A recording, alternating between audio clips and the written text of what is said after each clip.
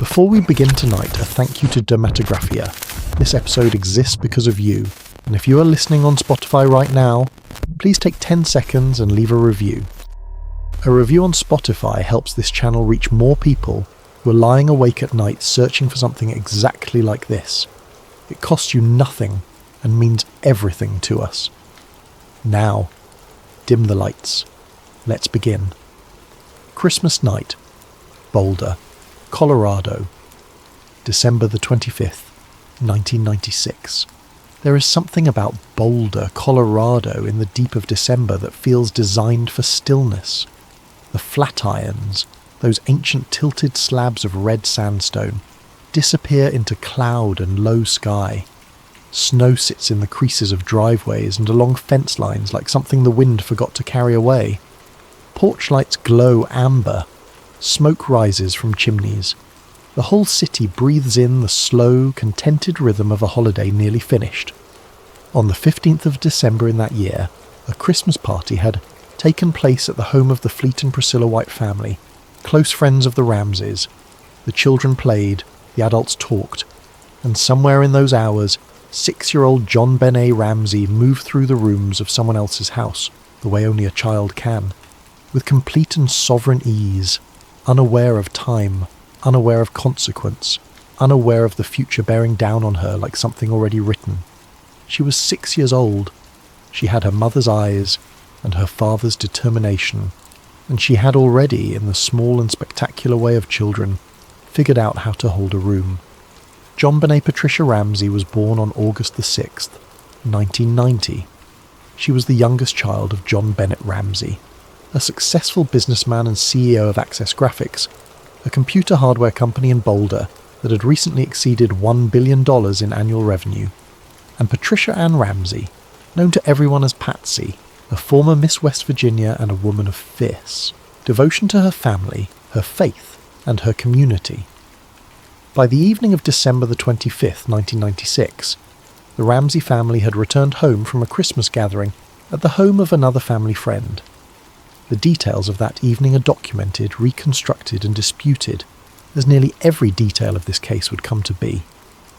What is known is this: the children were put to bed. John and Patsy Ramsey retired for the night.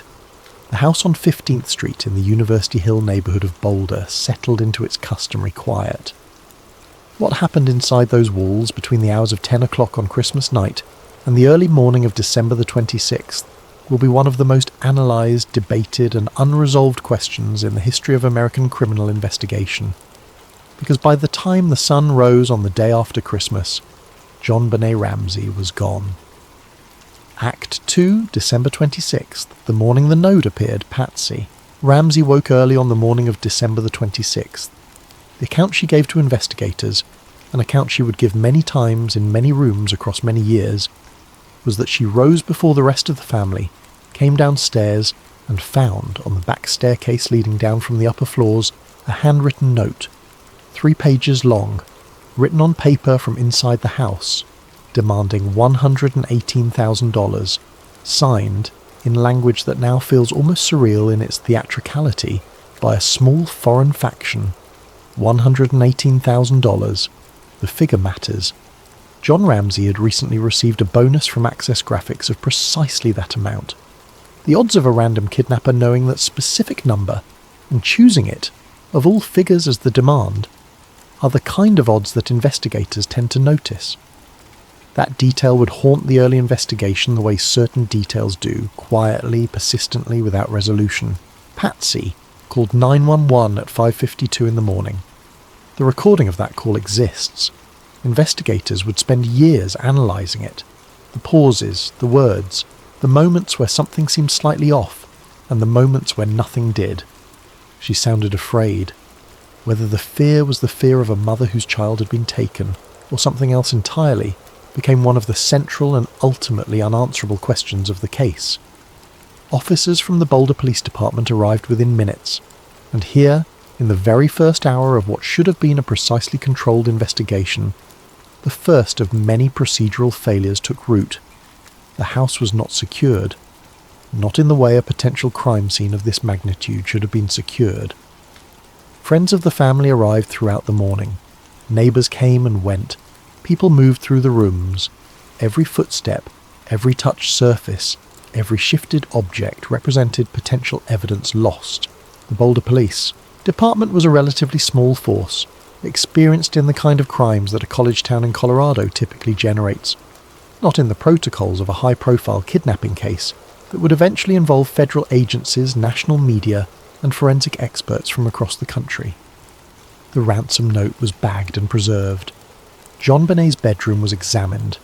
Investigators began the slow and painstaking work of processing a scene that was, even at that early hour, already compromised. And then, hours later, John Ramsey went back down to the basement. Act 3. The Discovery. A basement, a door, a truth. No one was ready, for the basement of the Ramsey home was a series of connected rooms, a wine cellar, a boiler room, a train room where Burke Ramsey's model trains were kept, and a small windowless room that had, at some point, served as a storage space. Its door had a wooden latch that could be fastened from the outside at approximately 1 o'clock in the afternoon on December the 26th.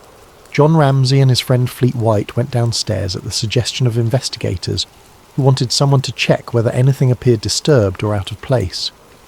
Fleet White later reported that he had briefly checked the small windowless room earlier that morning and seen nothing. John Ramsey opened the door. Inside, covered by a white blanket, was his daughter. JonBenet Ramsey was dead. She had been strangled. She had suffered a severe blow to the head. Her wrists were bound above her. There was a piece of cord around her neck, a garrote, that investigators would later determine had been fashioned from a brush handle found elsewhere in the home. John Ramsey carried his daughter's body up the stairs. He placed her on the floor of the living room, and in that single act, however instinctive, however human, however understandable from the perspective of a father who had just found his child, the integrity of the crime scene below was further compromised. The body had been moved. The blanket had been moved. The physical arrangement of the evidence in that room had changed. The police were called back in. The investigation that had begun as a kidnapping was now, officially, a homicide. And the questions began to multiply faster than anyone could manage them. Why was JonBenet still in the house? If this had been a real kidnapping, if the note was real, if the small foreign faction was real, why had the kidnappers not taken her? The note demanded money in exchange for a child who, it turned out, was already dead in the basement 12 hours before that note was even read aloud. The staging made no sense under the logic of a conventional abduction. Why had the ransom note demanded a figure that corresponded almost exactly to John Ramsey's bonus? How had an outside intruder known that number? Why was there no clear evidence of forced entry? And if the killer had come from outside the home, how had they entered? What had they done? And how had they left without being seen, heard, or detected by the family sleeping above? In a case with this much evidence, this many investigators, and this many years, it is not just what was found that matters, it is what was never fully explained. Act 4. The Ransom Note. 3 pages and 100 unanswered questions. The ransom note found on the back staircase of the Ramsey home on December the 26th, 1996 is, by any measure, one of the most studied documents in the history of American true crime. Forensic linguists, handwriting experts, psychologists and investigators have pored over its 3 pages for nearly 3 decades. And what they have found, or rather, what they have repeatedly failed to definitively conclude, speaks to the fundamental strangeness of the document itself. Let us begin with what is known. The note was written on paper from a notepad, found inside the Ramsey home. The pen used to write it, or at least a pen consistent with the ink in the note, was found inside the home as well. This means that whoever wrote the note had access to the home, and had written it there, not brought it from outside. The implication of that fact is significant. Either a member of the household wrote it, or an intruder had entered the home, found paper and pen, sat down, and composed a 3-page document in relative calm, presumably while the family slept upstairs. The length alone is remarkable. Ransom notes, in documented cases of actual kidnapping, tend to be brief, specific, functional. They communicate a demand, a threat, and a set of instructions. They are not literary exercises. The note left in the Ramsey home ran to approximately 3 pages and contained passages that felt less like the work of a criminal and more like the work of someone trying to perform criminality, someone who had absorbed the cadence of thrillers and procedural dramas and was, consciously or not, writing in that register. There are references to Your Country and to John Ramsey specifically being a fat cat.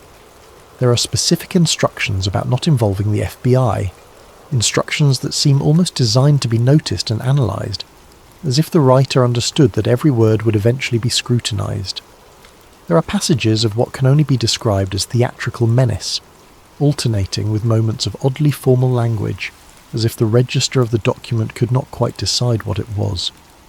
Handwriting analysts were brought in. Multiple experts examined the note in the weeks and months following the murder. Some identified similarities between the handwriting in the note and samples of Patsy Ramsey's handwriting. Others disagreed. The handwriting evidence was never conclusive in either direction. Patsy Ramsey submitted to multiple handwriting comparisons throughout the investigation. She was neither definitively implicated nor definitively cleared by the analysis. The linguistic content of the note was also examined for what forensic linguists call idiolect, the unique patterns of vocabulary, syntax, and phrasing that characterize any individual's use of language. Certain phrases in the note were flagged as potentially consistent with Patsy Ramsey's documented speech patterns. Others were not. The field of forensic linguistics is not a precise science, and the conclusions drawn from it in this case reflected that imprecision. What the note did accomplish, whatever its origin, was to immediately establish a narrative. Someone wanted investigators and media to believe that an outside party had entered the home, abducted JonBenet, and was holding her for ransom. That narrative shaped the first hours of the investigation. It shaped the first days. And even after JonBenet's body was found in the basement, even after the internal logic of the note collapsed under the weight of that discovery, the narrative continued to influence how the case was framed, pursued, and presented to the public. Because once a story begins, it is very hard to stop. Act 5, No Forced Entry. The question of how someone got in any investigation involving a crime committed inside a private residence. One of the first questions investigators ask is simple and foundational. How did the perpetrator enter the home?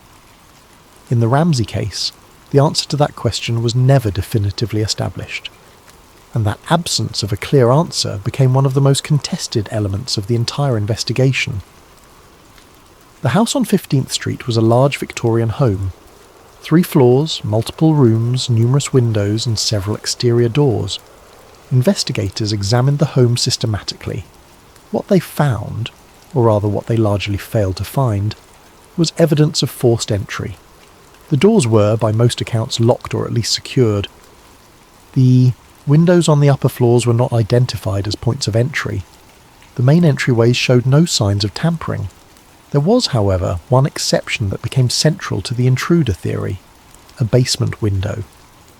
The window in question was on the south side of the basement. It had a grate over it on the exterior. Below it, on the interior, was a small suitcase that some investigators believed could have been used as a step, either to exit or to enter through the window. John Ramsey himself acknowledged that he had, at some point in the past, broken this window accidentally and entered through it when he was locked out of the house. The broken latch and the general condition of the window were consistent with having been used as an access point, but also consistent with simply being an old, imperfectly maintained basement window. Here is where the evidence becomes particularly complex. There were reportedly some fibres and a small amount of organic debris in or around the window well that could have been consistent with someone passing through. There was also a scuff mark on the wall below the window on the interior, potentially consistent with someone climbing through and bracing themselves against the wall. But the evidence was inconclusive. No definitive proof of entry through that window was ever established. For investigators pursuing the intruder theory, this window was everything. It was the mechanism, the explanation, the answer to how someone from outside had entered the home without being seen or heard. For investigators skeptical of the intruder theory, the window was a distraction, a feature of the home that had been identified as a possible access point without any concrete evidence that it had actually been used on the night in question. The question of forced entry, or the absence thereof, remains one of the foundational ambiguities of the case, and it is an ambiguity that, depending on which theory you favour, leads you to entirely different conclusions about everything that followed. Act 6. The DNA.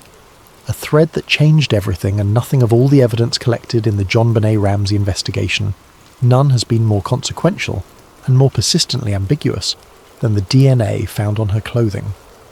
In the weeks following the murder, forensic investigators processed the clothing JonBenet had been wearing when her body was found. On her underwear, they identified a small amount of genetic material, DNA, that did not match any member of the Ramsey family and did not match any individual in the known investigative pool. It was, in the formal language of forensic science, unidentified male DNA. This finding became the cornerstone of the intruder theory.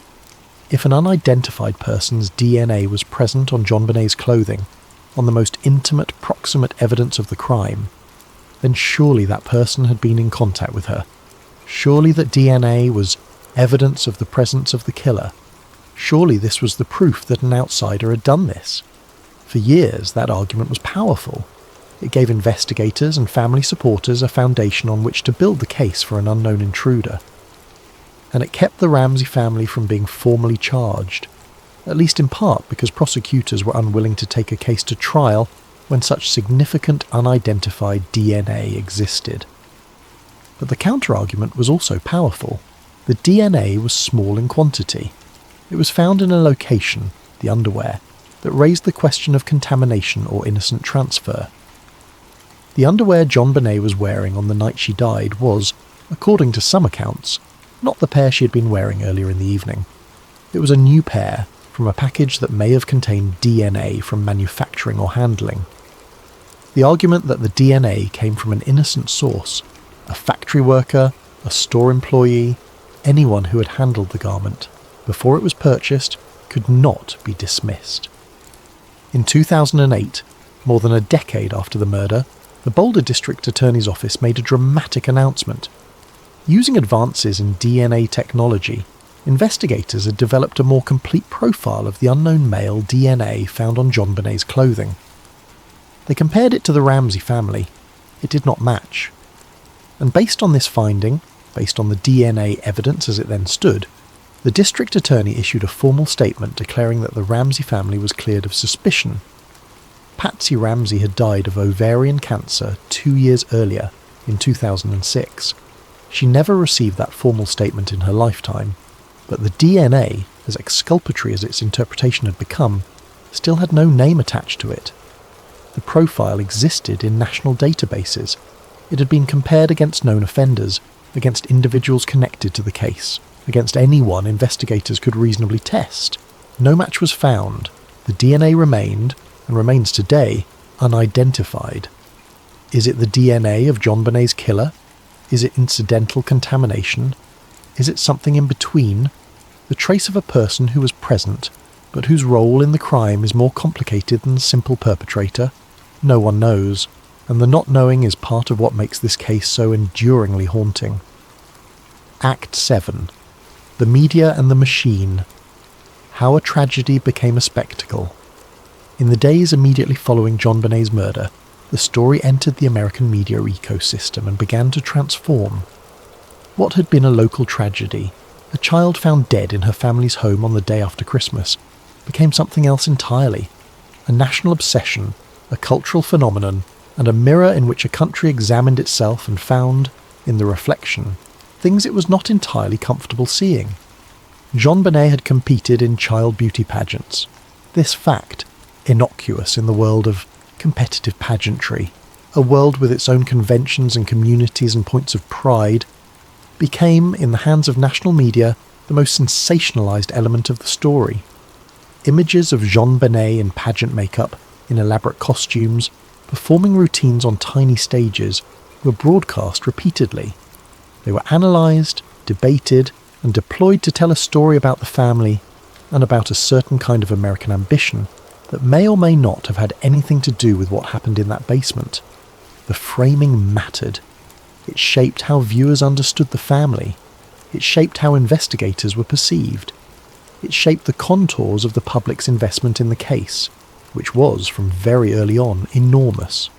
The JonBenet Ramsey case was not simply a murder investigation, it was a story. And like all stories, it had characters and arcs, and a hunger for resolution that the evidence stubbornly refused to satisfy. John and Patsy Ramsey were, from the beginning, cast in the role of primary suspects by a significant portion of the media. This casting occurred before any formal finding by investigators. It occurred before the forensic evidence had been fully analysed. It occurred in the space between fact and narrative, in the gap where speculation becomes, through repetition and emphasis, something that feels like knowledge. The Ramseys were subjected to a level of public scrutiny that is difficult to overstate. Their statements were passed. Their body language was analysed by commentators with no formal training in behavioural analysis. Their choice of attorney, a natural and legally advisable step for anyone in their position, was treated as evidence of guilt. The dynamics of their marriage and family life were examined and re-examined by people who had never met them. Meanwhile, the actual investigation, the forensic work, the witness interviews, the evidence processing, was occurring in a far less visible space, often undermined by the very publicity that surrounded it. Potential witnesses were difficult to approach without the media following. The integrity of the investigative process was repeatedly compromised by leaks, by coverage, and by the sheer cultural weight of a case that had become too big to be managed quietly. The media did not solve the JonBenet Ramsey case. In many ways, the media made solving it harder, and the question of whether that outcome was accidental, institutional, or something more deliberate is a question worth sitting with. Act 8. The Grand Jury, a decision that was made and then unmade. In 1998, nearly 2 years after JonBenet's murder, a grand jury was convened in Boulder County to hear evidence in the case. Grand juries in the American legal system operate in secret. Their deliberations are sealed. Their findings are not automatically public. They are in many ways designed to be invisible, a mechanism through which a body of citizens reviews evidence and decides whether there is sufficient cause to bring formal charges. The grand jury in the JonBenet Ramsey case heard evidence for 13 months. It was one of the longest grand jury proceedings in Colorado history. At the end of those 13 months, in October of 1999, the jury made a decision. For nearly 15 years, that decision was officially secret. But in 2013, following a legal challenge by news organisations, the documents were partially unsealed, and what they revealed was significant. The grand jury had voted to indict John and Patsy Ramsey on charges related to child abuse, resulting in death, and on charges of being accessories after the fact. But here is the crucial, extraordinary and still debated element of what happened next. The district attorney at the time, Alex Hunter, chose not to pursue the indictment. He made the determination, publicly framed as a matter of insufficient evidence, that the case did not meet the standard required for prosecution. The indictment that the grand jury had voted in favour of was, in effect, set aside. No charges were filed. The legal questions surrounding this decision are significant.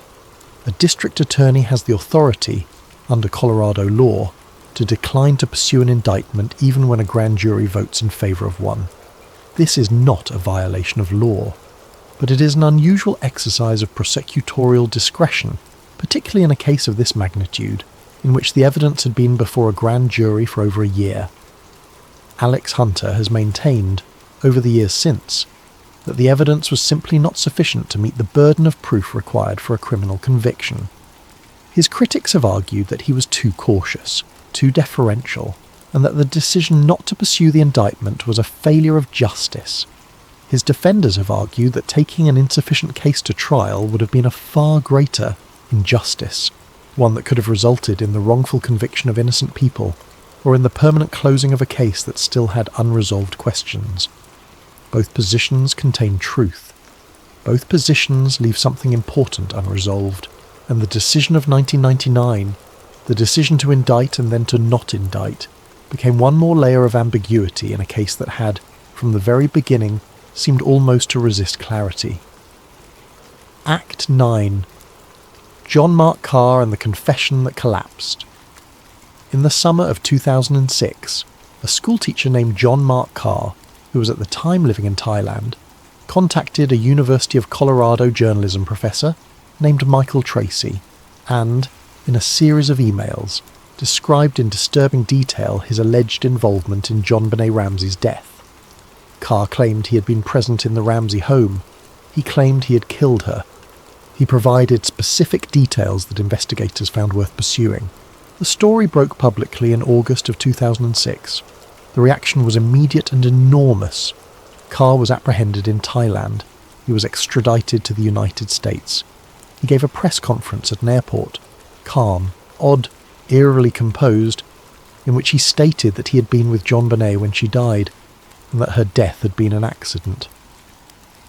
For approximately 2 weeks, it appeared that the JonBenet Ramsey case might finally be resolved, that a decade of mystery and ambiguity might have a name, a face and a story attached to it, that the long silence might be broken.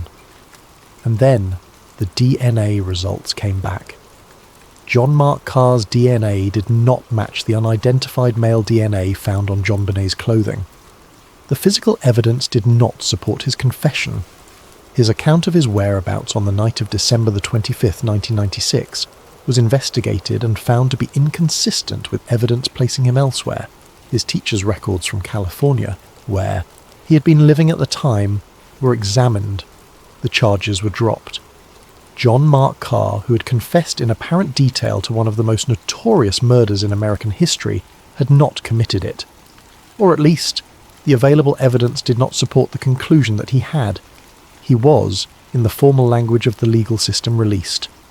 The episode left investigators, journalists and the public shaken. Not because a false confession was unheard of. False confessions occur with disturbing regularity in the American legal system. But because this one had been so specific, so detailed, and so publicly credible. It raised the question of what Carr had actually known, and how he had known it. It raised the question of who had told him what, and why. And it added one more impossible layer to a case that was already almost impossibly complex. Act 10, The Investigative Journalist, Daniel Harlow and the Redirection Theory. Years after the events of December 1996, a journalist, we will call him Daniel Harlow, returned to the Ramsey case with a different kind of attention. Not the frantic, competitive attention of 1997 and 1998, when every television network had a correspondent assigned to Boulder, and every tabloid had a theory. A quieter attention. The kind that comes from reading everything, sitting with it, and noticing the things that had been passed over. Harlow was not the first person to look closely at the procedural failures of the early investigation. He was not the first to note the strangeness of the ransom note, or the questions surrounding the grand jury, or the peculiar weight of the unidentified DNA. Those observations had been made before, by investigators, by authors, by documentary filmmakers, by the Ramseys themselves, and by their critics. What Harlow brought was a specific analytical framework. He was not interested primarily in who had killed JonBenet Ramsey. He was interested in something slightly different and in some ways more disturbing. The question of whether the investigation itself had been redirected. Not through any single act of corruption or malice, but through a series of decisions, some inadvertent, some institutional, some possibly deliberate, that had, collectively, pushed the case away from certain lines of inquiry and toward others. Harlow's thesis, as he developed it over the course of his investigation, was this. In the first hours and days of the JonBenet Ramsey case, the investigative process was so compromised by procedural failures, by the contamination of the crime scene, by the competing pressures of media attention and political caution, that a coherent singular theory of the crime was never properly established. And in the absence of that coherent theory, what filled the void was narrative. The story of what had happened was constructed not from evidence alone, but from the intersection of evidence with assumption, pressure, and the need to make sense of something that, at its core, resisted sense. Once a narrative is established in a high-profile case, Harlow argued, it becomes extraordinarily difficult to dislodge, not because the evidence necessarily supports it, but because the institutional and cultural weight behind it accumulates. Investigators who committed to one theory are reluctant to abandon it. Media organisations that have shaped public understanding in a particular direction are reluctant to revise that understanding. Prosecutors who have made public statements are constrained by those statements, and so the case moves forward, or fails to move forward, within the grooves that were laid down in the beginning. Harlow identified what he called the moment of fork, a point in the early investigation when two distinct theories of the crime were genuinely alive, each with some evidentiary support, and when a decision, not necessarily conscious or corrupt, but real nonetheless, was made to pursue one more aggressively than the other. From that point forward, he argued, the investigation was shaped by that choice.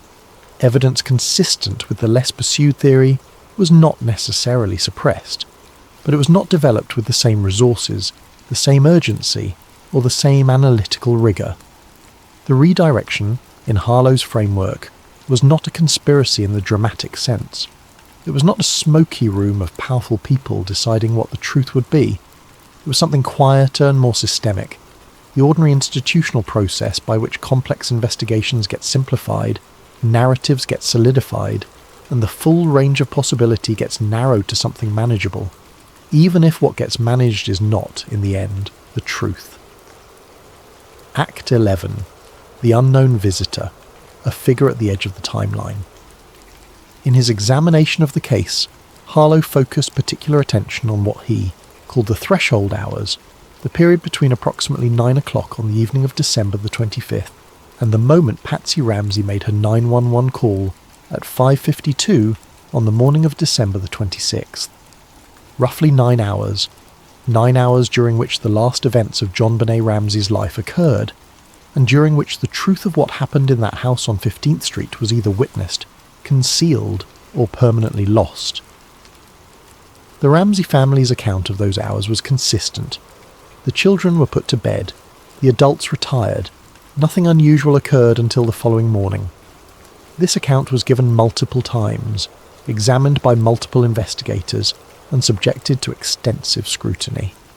It was neither definitively corroborated nor definitively contradicted. Harlow's focus, however, was not on the family's account itself. It was on the gaps in the investigative record around that account. Specifically, he identified several individuals who were known to the Ramsey family, people who would have had some familiarity with the house, some knowledge of the family's routines, some potential access, whose movements on Christmas night and the early hours of December the 26th were not, in Harlow's assessment, as thoroughly documented as the investigation required. He was careful, in his written work, not to name these individuals. His argument was not that any specific person was guilty. His argument was structural, that the investigation had identified a pool of potential witnesses and persons of interest in the first days, and that not all of them had been pursued with equal rigour, that some threads had been followed to their conclusion, and others had been followed only part way, and then, for reasons that may or may not have been investigative, allowed to drop.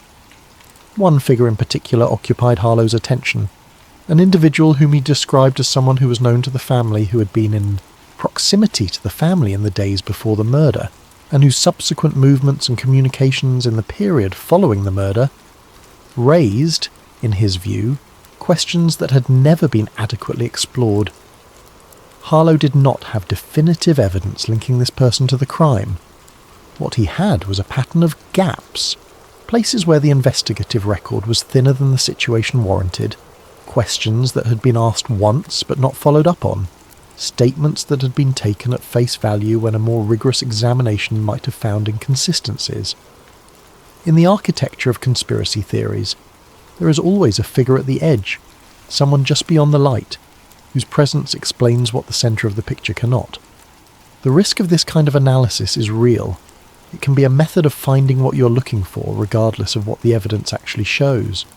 The human mind is extraordinarily skilled at finding patterns and at constructing narratives around them, Even when the patterns are coincidental and the narratives are false, Harlow was aware of this risk. He acknowledged it explicitly, and yet, he argued, there is also a risk in the opposite direction. The risk of a closed investigation, of a case so thoroughly managed and so publicly defined that new lines of inquiry cannot gain traction. The risk of institutional inertia masquerading as thoroughness. The risk of mistaking the absence of a clear answer for proof that the right questions have been asked.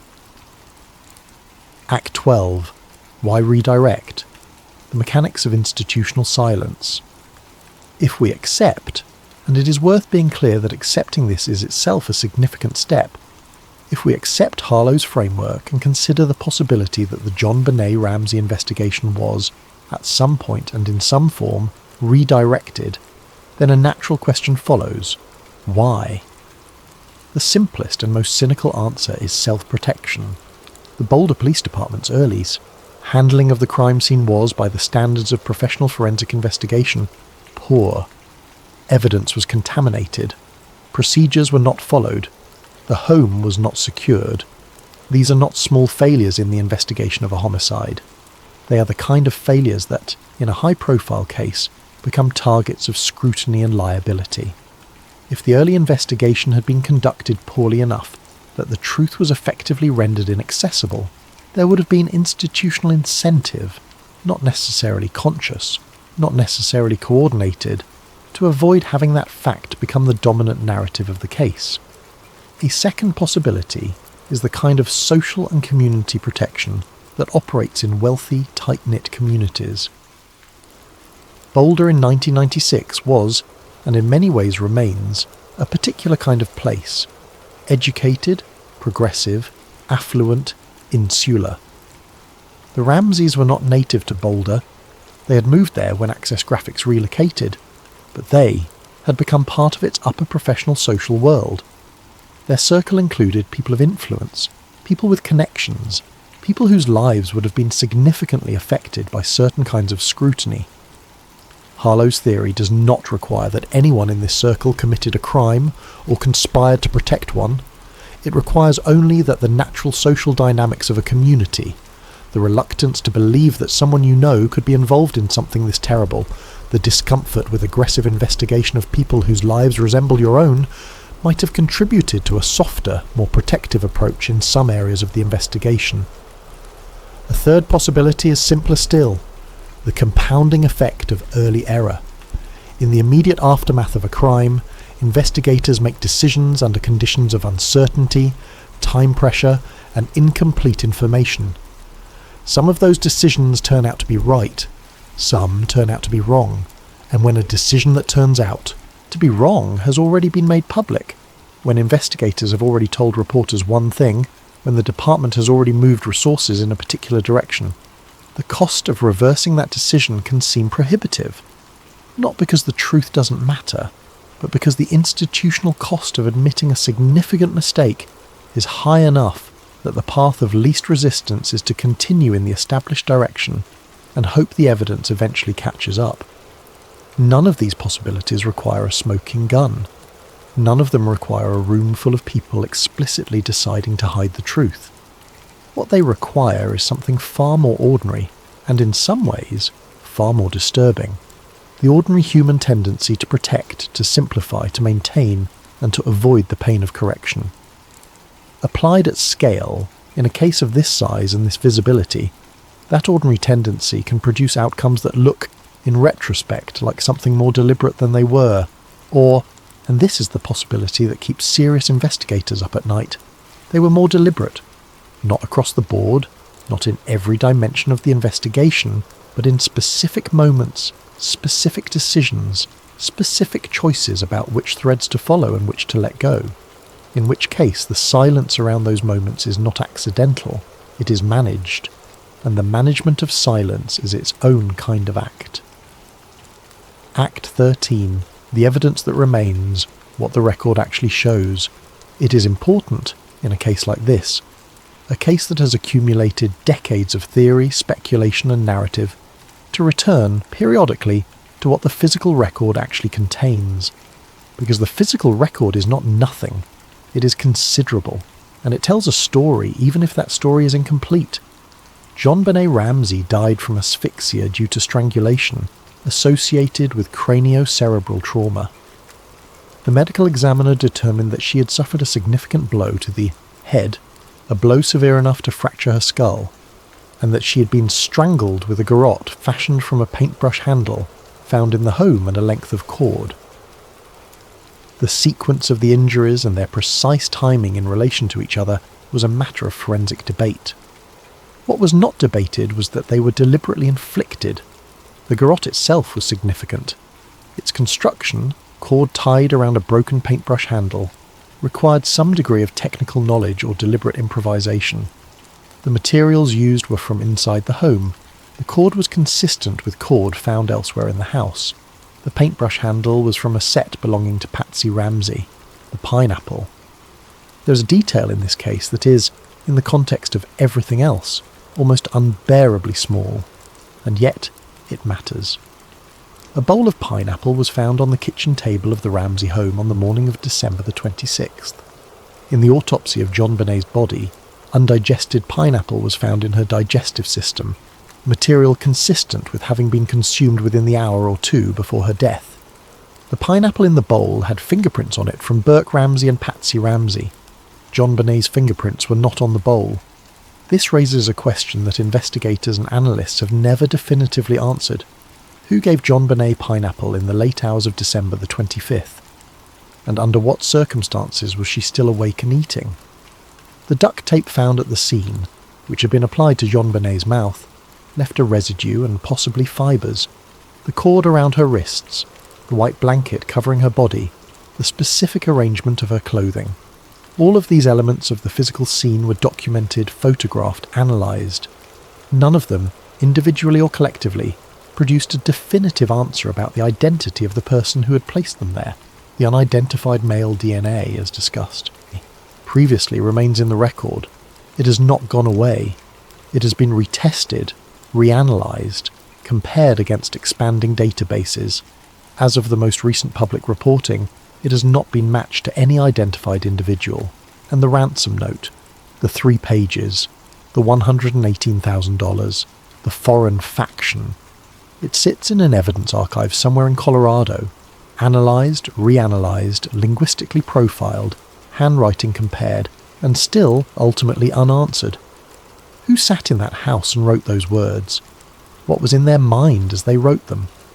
Were they writing the truth of their intentions, or were they writing a fiction designed to mislead? Were they writing from guilt, from fear, from calculation, from desperation?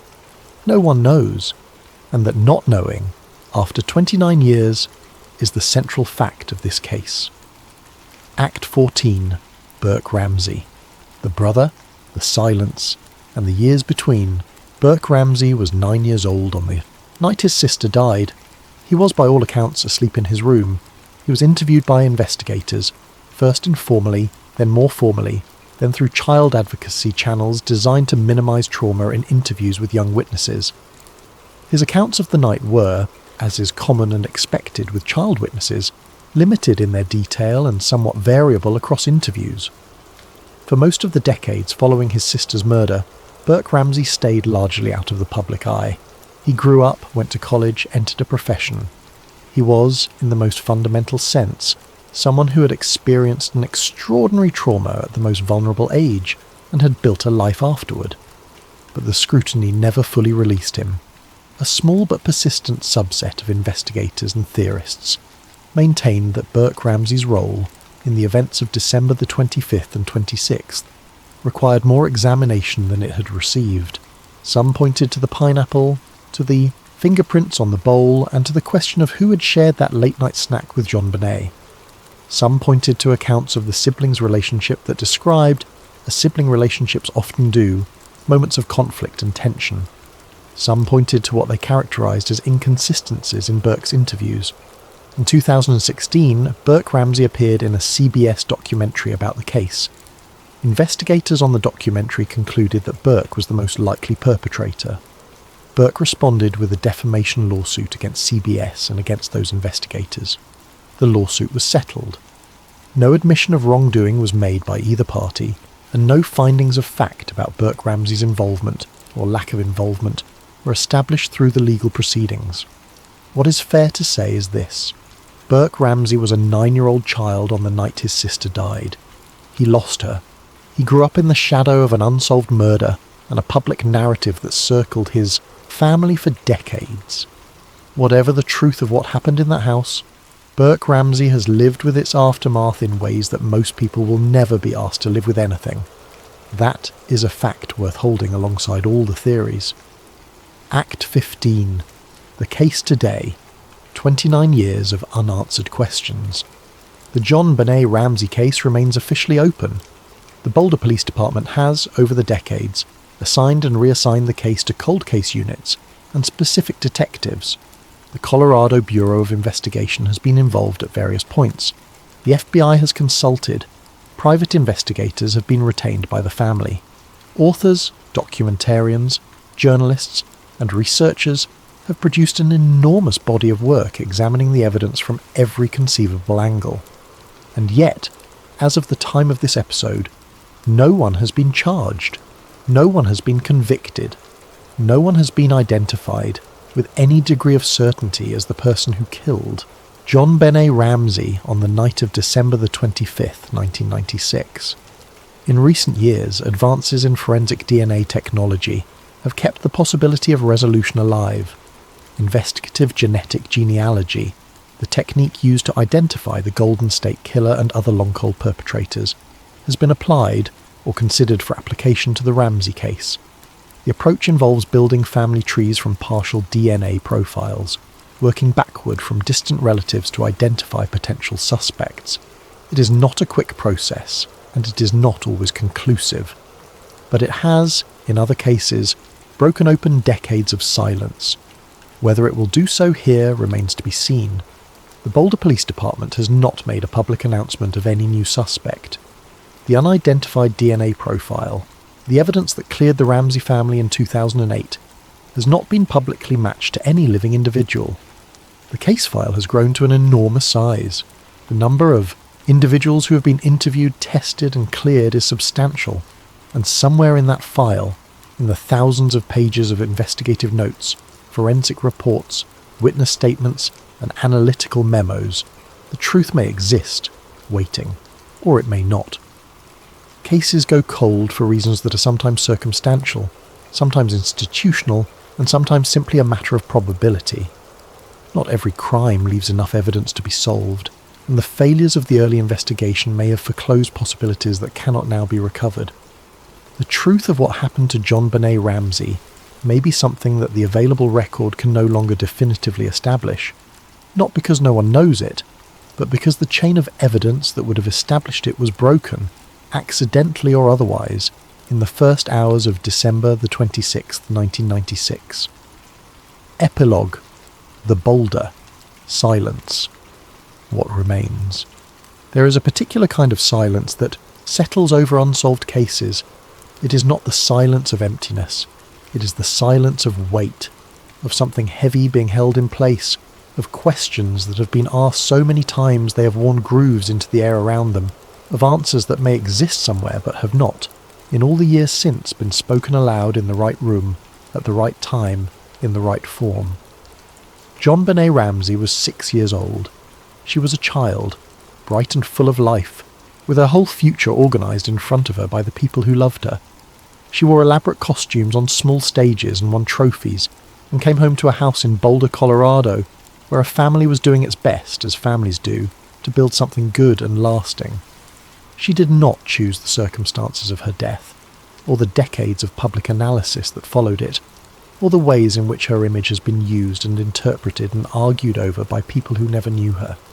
What she left behind, beyond the grief of those who loved her, is a case, a set of evidence, a file, a question, and the question has not been answered.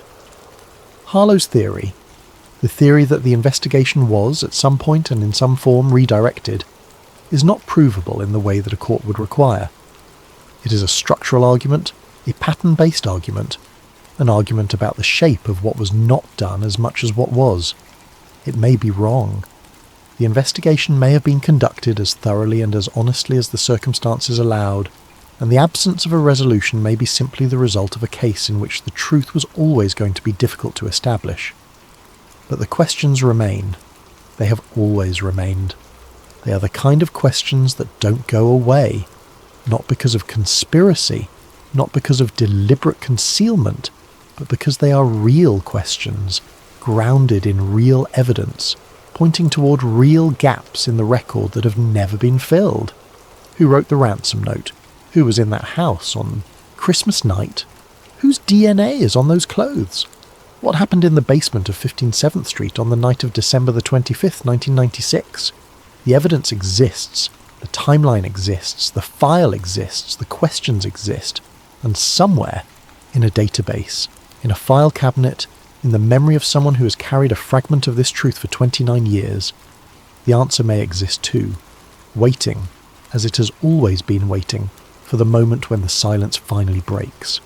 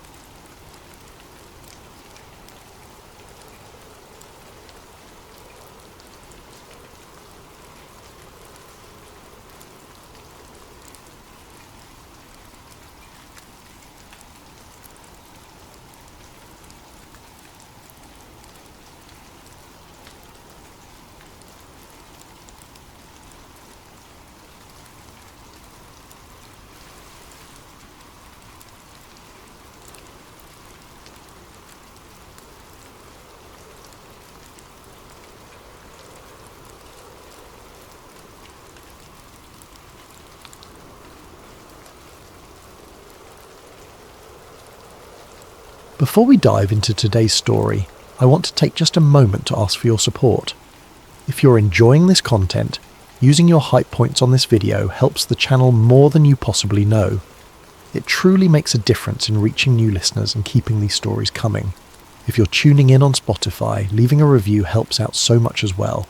And if you want, drop a comment telling us what time it is and where in the world you're listening from. We absolutely love seeing where everyone is tuning in from. It reminds us that these stories connect people across continents and time zones. And of course, if you enjoy the content, subscribing means we can keep bringing you these deep dives into history's darkest corners.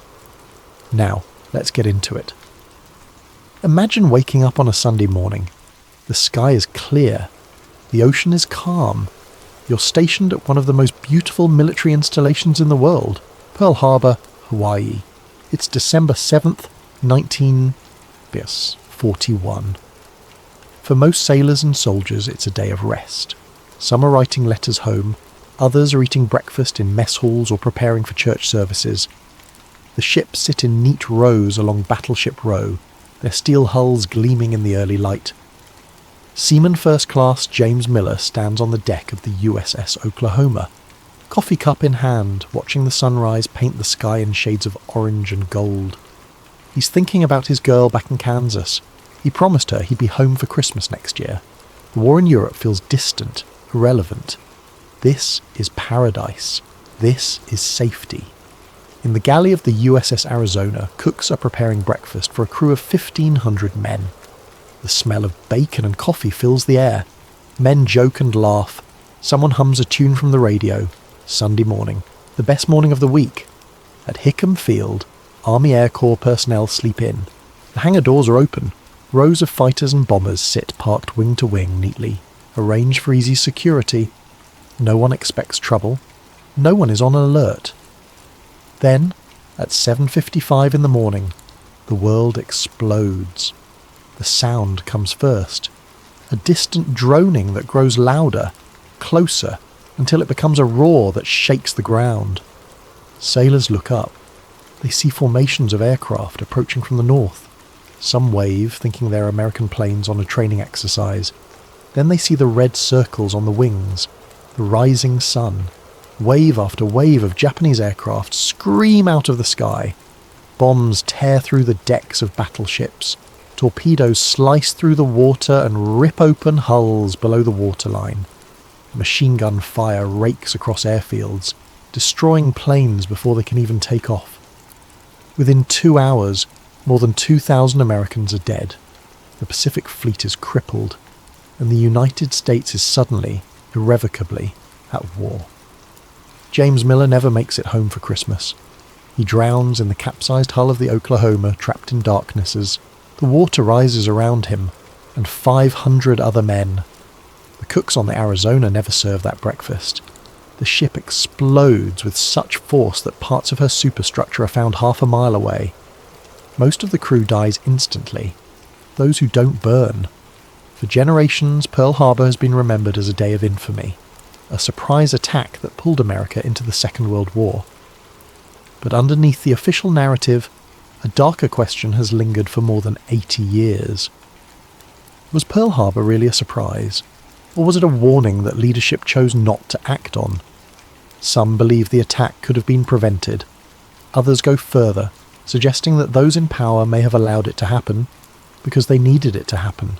They needed a catalyst powerful enough to unite a divided nation and justify entry into a global conflict. Tonight, we're going to walk through the intelligence, the warnings, the decisions, and the silences that preceded one of the most devastating days in American history. We'll examine what was known, when it was known, and who knew it. We'll hear from the men who saw the signs and tried to sound the alarm. We'll trace the chain of command from radar stations to the highest levels of government. And by the end, you'll be left with a question that refuses to go away. When a nation is caught off guard, is it because no one saw it coming, or because someone chose not to look? This is the story of the warning that was ignored. Chapter 1. A Nation Divided About War. To understand what happened at Pearl Harbor, you first need to understand the America that existed before December the 7th, 1941. This was not a nation eager for war. In fact, it was a nation desperate to avoid it. The memories of the First World War still lingered like ghosts. Millions of men had been sent overseas to fight in trenches, to die in mud and poison gas, in a conflict many Americans believed had nothing to do with them. Mothers had waved goodbye to sons who never came home. Entire towns had lost their young men to European battlefields that most Americans couldn't find on a map. When the war ended in 1918, the United States retreated inward. Isolationism became the dominant political philosophy. The message was clear. America would stay out of Europe's problems. It would protect its own borders and let the rest of the world solve its own conflicts. The League of Nations, created to prevent future wars, was rejected by the American Senate. The ocean was wide, the homeland was safe. Never again would American blood be spilled in foreign wars. By the late 1930s, Europe was once again descending into chaos. Adolf Hitler had risen to power in Germany, preaching racial supremacy and territorial expansion. Fascism was spreading across Italy under Benito Mussolini. Spain had collapsed into civil war, and in Asia, Japan was carving out an empire through brutal military conquest. And yet, despite the growing darkness, most Americans wanted nothing to do with another foreign war. Polls conducted throughout 1939 and 1940 showed that more than 80% of the population opposed direct involvement in European conflicts. The America First Committee, led by prominent figures including aviator Charles Lindbergh, held massive rallies arguing that intervention would be a disaster. Mothers who had lost sons in the First World War formed groups demanding neutrality.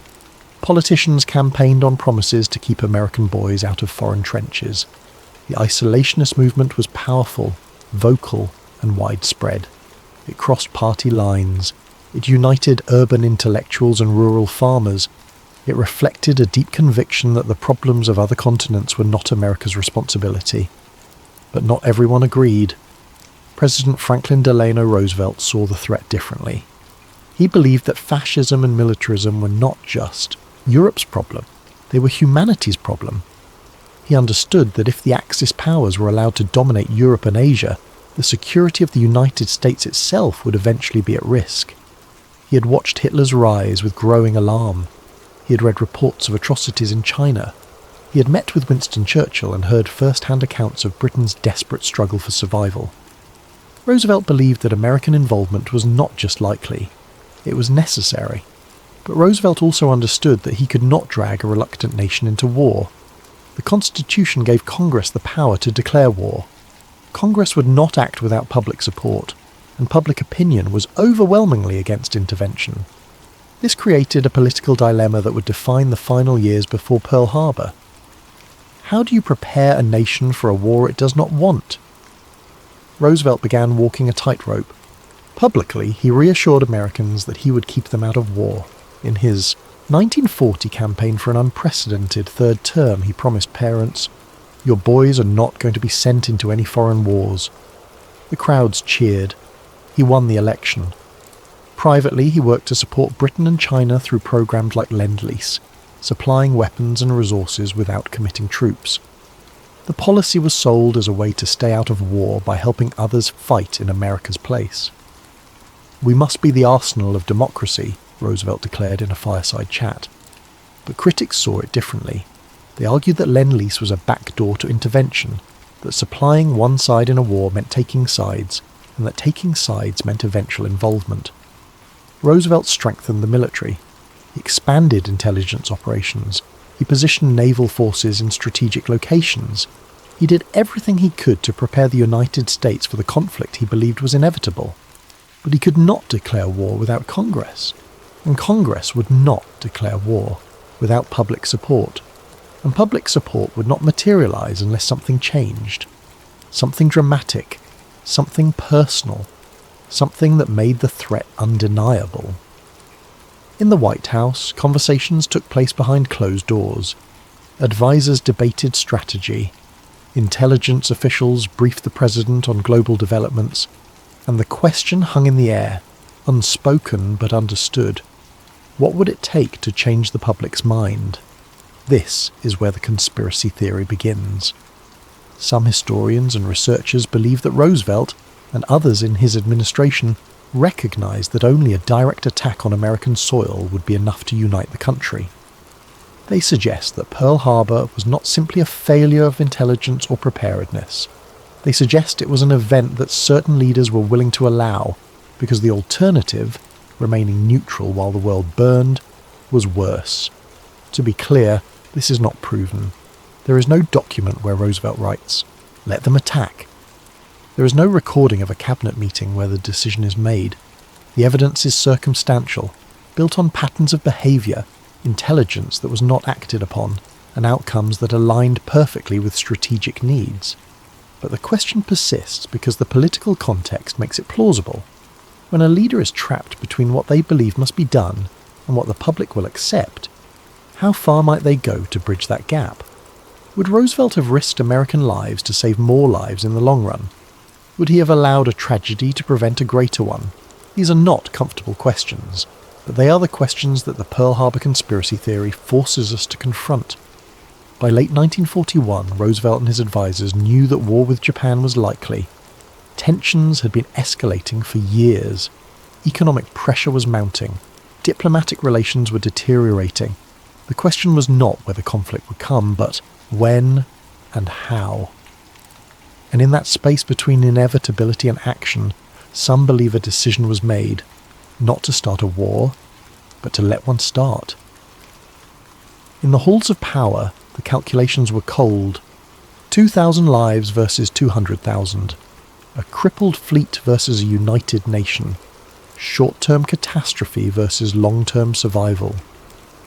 If the conspiracy theory is true, then Pearl Harbor was not an attack that caught America by surprise. It was an attack that America allowed to happen. And the men who died that morning were not victims of Japanese aggression alone. They were sacrifices on the altar of strategy. Chapter 2: Rising Tensions with Japan. Japan in the 1930s was a nation transformed by ambition and desperation.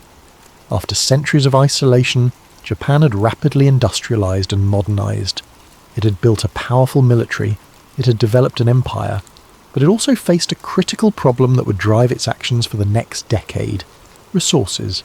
Japan is a small island nation with limited natural resources. It has little oil, limited steel, almost no rubber. To sustain its military and its growing population, it needed raw materials that it did not have, and the only way to get them was to take them from somewhere else. The solution, in the eyes of Japanese leadership, was expansion. Throughout the 1930s, Japan invaded and occupied large portions of China. The conquest was brutal. Cities were destroyed. Civilians were massacred. The world watched in horror as reports emerged from places like Nanking, where Japanese soldiers committed atrocities that shocked even hardened diplomats. Japan established puppet governments in occupied territories. It seized control of regions rich in resources. It justified its actions with rhetoric about creating a greater East Asia co-prosperity sphere, a bloc of Asian nations free from Western colonialism, led by Japan. The League of Nations condemned these actions. So did the United States. But condemnation without enforcement meant nothing. Japan continued its expansion unchecked, confident that the Western powers were too distracted by their own problems to intervene. Then the United States intervened, not with troops, but with economics. In 1940, the Roosevelt administration imposed a series of trade restrictions on Japan. First, it was steel and scrap metal, materials essential for building warships and aircraft. Then aviation fuel. Japan could no longer rely on American suppliers to fuel its military machine. The restrictions tightened throughout 1941. In the summer, the United States froze all Japanese assets held in American banks. This was followed by a full oil embargo, the most devastating blow of all. Japan imported more than 80% of its oil from the United States and its allies. Without oil, the Japanese military could not function. Ships would be stranded, aircraft would be grounded, tanks would sit idle, the war machine would grind to a halt within months. From the American perspective, the embargo was a way to pressure Japan into withdrawing from China and ending its aggression without going to war. It was economic warfare, painful, but preferable to sending troops. But from the Japanese perspective, it was an existential threat. In Tokyo, military and political leaders gathered in tense meetings. They reviewed stockpiles, they calculated timelines, they debated options. The numbers were stark. Japan had enough oil reserves to sustain operations for approximately 18 months. After that, the military would be paralysed, the empire would collapse, everything they had fought for would be lost. One faction argued for negotiation. Perhaps if Japan made concessions, withdrew from some territories, agreed to certain restrictions, the United States would lift the embargo. War could be avoided. Another faction argued for war. They saw the embargo as proof that the United States would never allow Japan to be a true power. Negotiation was pointless. The only option was to strike first, hard, fast and decisively, before Japan's resources ran out. The debate raged for months, but as summer turned to fall, the balance tipped toward war. The plan that emerged was bold and risky. If conflict with the United States was inevitable, Japan would not wait for its oil reserves to run dry.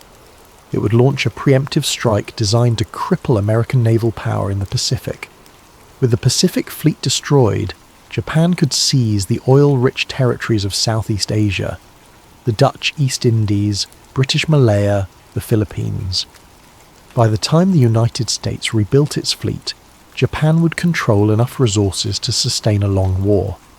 And perhaps, faced with the cost of reconquest, America would negotiate a peace that allowed Japan to keep at least some of its gains.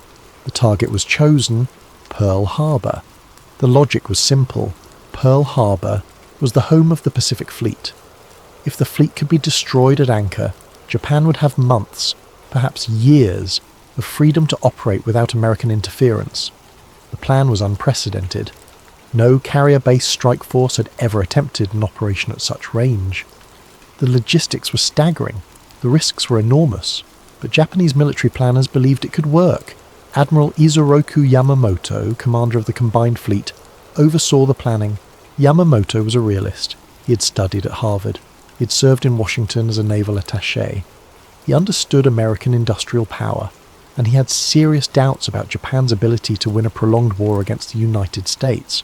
But if war was coming, and by the fall of 1941 he believed it was, then the only chance Japan had was to strike first and strike hard. Yamamoto famously told his colleagues, "I can run wild for 6 months, maybe a year. After that I have no confidence." It was not it was boast. It was a warning. Diplomatic talks continued throughout the fall, but they were little more than theatre. Japanese diplomats in Washington met with Secretary of State Cordell Hull, presenting proposals and counter-proposals. Hull listened politely and rejected them all. The United States demanded that Japan withdraw from China and Indochina. Japan refused. Both sides knew that the talks were going nowhere, but both sides continued them anyway. Japan to buy time for military preparations, and the United States because Roosevelt had promised to exhaust all diplomatic options before going to war. By late November, the situation had reached a breaking point. American intelligence agencies were watching Japan closely. They knew that Japanese military activity was increasing. They knew that diplomatic relations were deteriorating. They knew that troop movements suggested mobilization for war. But knowing that something is coming is not the same as knowing when or where, and that is where the conspiracy theory finds its foothold. Because if American leaders knew that war with Japan was inevitable, if they understood that the embargo had backed Japan into a corner, then they also knew that an attack was likely. Some researchers argue that this was not an accident. They argue that the embargo was designed to provoke Japan into striking first, giving the United States the moral and political justification to enter the war. The timing supports this interpretation. The embargo was imposed in July 1941. Pearl Harbor was attacked in December. That's 5 months, almost exactly the amount of time Japanese planners would need to prepare a major operation. Did Roosevelt know that the embargo would force Japan's hand? Did he understand that economic pressure would lead to military action? And if so, did he accept that risk because he wanted Japan to attack? Again, this is interpretation, not proven fact. But the timeline raises uncomfortable questions. Why impose an embargo so severe that it left Japan with no option but war? Why continue diplomatic talks that both sides knew were pointless? And why leave the Pacific Fleet concentrated in one location, vulnerable and exposed? Some argue that these were reasonable actions taken by a leader trying to deter aggression without starting a war. Others argue that they were calculated moves designed to engineer the exact outcome that occurred. By late November 1941, the pieces were all in place. Japan had committed to war, the United States had drawn its line, and somewhere in the vast expanse of the Pacific Ocean, a carrier fleet was steaming toward Hawaii in absolute radio silence. 6 aircraft carriers, over 400 aircraft, thousands of highly trained pilots and sailors, the most powerful naval strike force ever assembled, and no one in Hawaii knew they were coming. The question is not whether American leaders knew war was coming, the question is whether they knew where and did nothing. Chapter 3. Intelligence Signals. Before the attack. Intelligence work is often a puzzle with missing pieces. You collect fragments of information, radio intercepts, troop movements, diplomatic cables, reconnaissance reports, and you try to assemble them into a picture. Sometimes the picture is clear, sometimes it is not, and sometimes you only understand what you were looking at after the fact. In the months and weeks leading up to Pearl Harbor, American intelligence agencies were collecting a massive volume of data on Japanese activity. They were intercepting Japanese diplomatic communications through a program known as MAGIC. They were monitoring naval movements, they were analysing patterns, they were watching, listening, recording, and they were seeing warning signs. Throughout the fall of 1941, intercepted messages showed that Japan was preparing for something significant. Diplomatic codes indicated that negotiations were failing. Military codes revealed increased activity across the Pacific. Fleet movements suggested mobilization.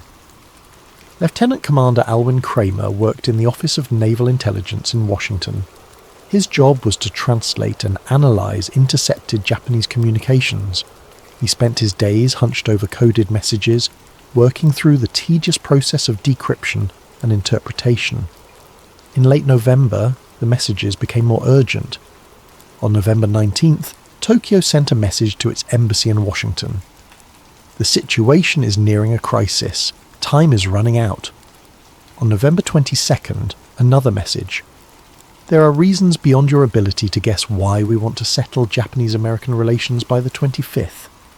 Kramer knew what these messages meant. Deadlines in diplomatic communications are never arbitrary. They signal intent. They indicate that decisions have been made, but the messages were not specific. They did not say, "We are going to attack Pearl Harbor on December 7th. Instead, they painted a picture of general escalation. Something was coming. But where? The Philippines? Malaya? The Dutch East Indies? All of these were considered more likely targets than Hawaii. Still, there were clues that should have raised alarms. On November 24th, American intelligence intercepted a message from Tokyo to the Japanese consulate in Honolulu. The message requested detailed information about ship movements in Pearl Harbor, which ships were in port, where they were moored, how many were present. This was unusual. Why would Japan need such specific information about Pearl Harbor unless it was planning an operation there? The message was noted. It was filed. It was not flagged as urgent. 3 days later, another message requested an update. Tokyo wanted to know if the information was still accurate. They wanted current data. Again, the message was intercepted, translated, and filed. No alarm was raised. Then, in late November, American intelligence intercepted a message instructing Japanese diplomats in Washington to destroy their code machines. This was a clear sign that war was imminent. When diplomats destroy code machines, it means they are preparing to cease operations. It means that communication is about to end, and that actions, not words, are coming next. Intelligence officers in Washington recognized the significance immediately. Warnings were sent to military commanders across the Pacific, including those in Hawaii. But the warnings were vague. They emphasized vigilance and readiness, but did not specify a threat. The language was cautious, bureaucratic, non-committal. This dispatch is to be considered a war warning. An aggressive move by Japan is expected within the next few days. That was the message sent to Admiral Husband Kimmel, commander of the Pacific Fleet, on November 27th. It told him that war was likely. It told him to be alert, but it did not tell him where the attack would come. It did not identify Pearl Harbor as a potential target. It did not convey urgency beyond the general sense that something might happen soon. Kimmel read the message. He discussed it with his staff, and he concluded that the threat was primarily to American interests in the Western Pacific, the Philippines, Guam, Wake Island. Hawaii seemed too far from Japan to be a realistic target. Then there was the matter of the missing carriers. American intelligence had been tracking the movements of Japanese aircraft carriers throughout the year. Carriers were Japan's most powerful offensive weapons. They were the platform for launching airstrikes across vast distances. If Japan was planning a major operation, the carriers would be central to it. But in late November, the carriers disappeared. One by one, they stopped appearing in radio intercepts. Their locations became unknown. Intelligence analysts lost track of them. Lieutenant Commander Edwin Layton was the Pacific Fleet's intelligence officer. He worked directly under Kimmel, providing daily briefings on enemy activity. On December 2nd, Kimmel asked Layton where the Japanese carriers were. Layton had to admit he didn't know. Kimmel pressed, "Do you mean to say they could be rounding Diamond Head and you wouldn't know it?" Layton replied, "I hope they would be sighted before that." It was said as a joke. Neither man believed the carriers were anywhere near Hawaii, but they were. The Japanese strike force, 6 carriers and their escorts, had left the Kuril Islands on November 26th. They steamed eastward across the North Pacific, maintaining strict radio silence. They refueled at sea. They avoided shipping lanes. They travelled through some of the most remote waters on Earth. And American intelligence had no idea where they were.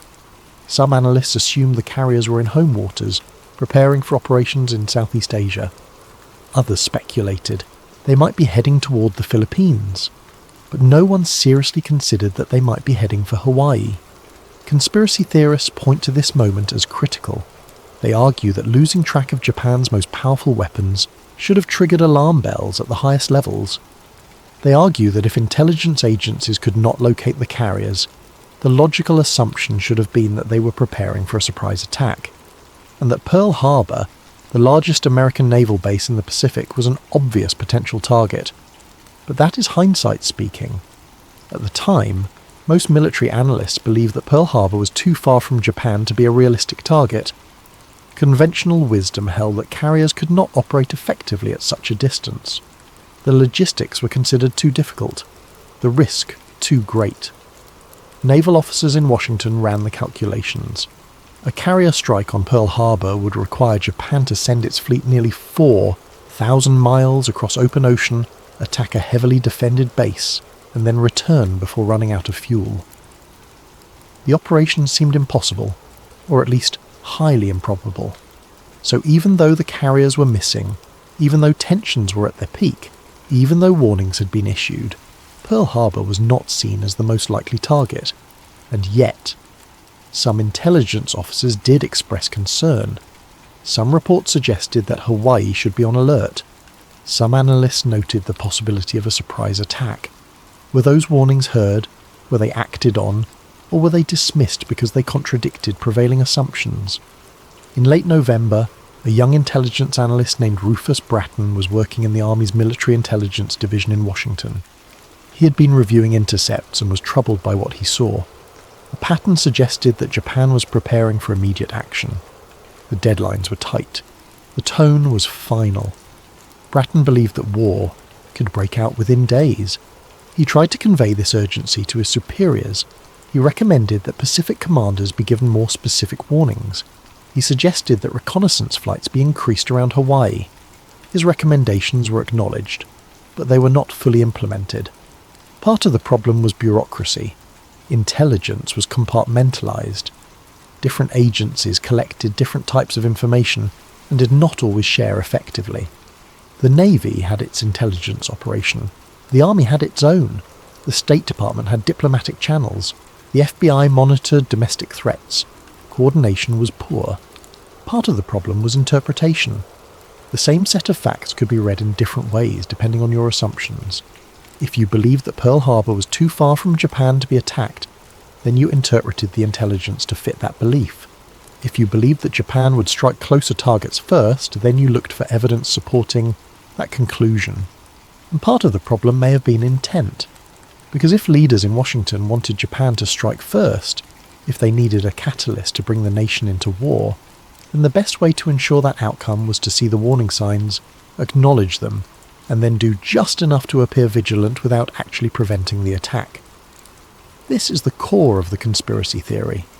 Not that intelligence agencies were incompetent, but that they were following orders to collect information, to file reports, to send warnings that were worded carefully enough to provide cover later, but vague enough to ensure that field commanders did not take decisive action. By early December, American intelligence knew that war was imminent. They knew Japan was planning military operations. They knew the carriers were missing. They knew that diplomatic relations had collapsed. What they did not know, or claimed not to know, was where the blow would fall. And on the scuffed morning of December the 7th, 1941, the world found out. But here's what makes the conspiracy theory so compelling. After the attack, when investigators reviewed the intelligence records, they found that almost every piece of the puzzle had been in place. The warnings had been there, the indicators had been clear, the pattern in retrospect was obvious. The question is not whether the information existed. The question is whether anyone chose to act on it, or whether someone chose not to. Chapter 4. The Broken Chain of Command. Command is a chain. Information flows up, orders flow down, and when that chain breaks, the consequences can be catastrophic. In Hawaii, the chain was fractured long before the first bombs fell. At the top of the Pacific Fleet command structure was Admiral Husband Edward Kimmel. 59 years old, a career naval officer with decades of experience, Kimmel had been appointed to command the Pacific Fleet in February 1941. He was responsible for naval operations across the entire Pacific Ocean, a vast area of water covering millions of square miles. His headquarters were at Pearl Harbor, where the bulk of the fleet was stationed. 8 battleships, 3 aircraft carriers, dozens of cruisers, destroyers, and support vessels, tens of thousands of sailors. This was the most powerful naval force in the Pacific, and Kimmel was responsible for keeping it safe and ready. But Kimmel faced challenges that went beyond simple military readiness. The Pacific Fleet was in transition. It had only recently been moved from its traditional base in San Diego to Pearl Harbor, a decision made to project American power westward and signal to Japan that the United States would not tolerate further expansion. But Pearl Harbor had limitations as a naval base. Its facilities were still being developed. Its defences were incomplete. And it was closer to potential threats than San Diego had been. Kimmel had requested additional reconnaissance aircraft to patrol the waters around Hawaii. He wanted more submarines to extend his surveillance range. He wanted better intelligence on Japanese movements. Many of his requests were denied or delayed. Resources were prioritised for the Atlantic, where German U-boats were attacking supply convoys to Britain. The Pacific was seen as a lower priority. Kimmel was told to make do with what he had. Still, he did not believe Pearl Harbor was at risk. This was not arrogance. It was a reasonable assessment based on the information he had been given. Intelligence reports emphasized threats to the Philippines, Malaya, and the Dutch East Indies. The prevailing military wisdom held that Japan would strike at weaker, closer targets before challenging American naval power directly. When Kimmel received the war warning on November 27th, he took it seriously. He consulted with his staff. He reviewed his defensive posture, and he concluded that the threat was to American interests in the Western Pacific, not to Hawaii itself. He increased patrols slightly, he reviewed security procedures, but he did not place the fleet on full alert. Ships continued their normal routines. Sailors went ashore on liberty. Sunday, December the 7th, was scheduled as a day of rest. The army was responsible for the defence of the Hawaiian Islands themselves, including the air bases and installations surrounding Pearl Harbor. That responsibility fell to Lieutenant General Walter Campbell Short. 51 years old, a career army officer, Short had taken command of the Hawaiian Department in February 1941, the same month Kimmel arrived. Like Kimmel, Short believed that the greater threat to Hawaii came from sabotage, not external attack. This belief shaped his decisions in profound ways. Hawaii had a large population of Japanese immigrants and Japanese Americans. Some military officials worried that this population could be a security risk, that saboteurs might try to damage aircraft, ships, or facilities if war broke out. Short took these concerns seriously. Throughout late November and early December, Short implemented measures to protect against sabotage. He ordered aircraft parked close together on airfields, where they could be more easily guarded. He increased security at key facilities. He focused on preventing internal threats. What he did not do was disperse the aircraft to make them harder targets in case of air attack. He did not increase air patrols over the surrounding ocean. He did not place his forces on full combat alert. Again, this was not incompetence. It was a decision based on the guidance he had received from Washington. And that guidance was vague. On November 27th, both Kimmel and Short received warning messages from Washington. The Army message to Short read, "Hostile action possible at any moment. If hostilities cannot be avoided, the United States desires that Japan commit the first overt act. This policy should not be construed as restricting you to a course of action that might jeopardize your defense. Read that carefully. The message says that hostile action is possible. It says that Japan should commit the first overt act, meaning the United States should not strike first. But it also says that Short should not let policy jeopardize his defense. It's contradictory. It tells Short to be ready while simultaneously telling him not to do anything that might provoke Japan. Short interpreted this to mean he should focus on preventing sabotage while avoiding actions that might look aggressive, like dispersing aircraft or increasing patrols. He did not want to be blamed for triggering a war through overly aggressive defensive measures. The Navy message to Kimmel was slightly different but equally vague. This dispatch is to be considered a war warning. An aggressive move by Japan is expected within the next few days. Execute appropriate defensive deployment.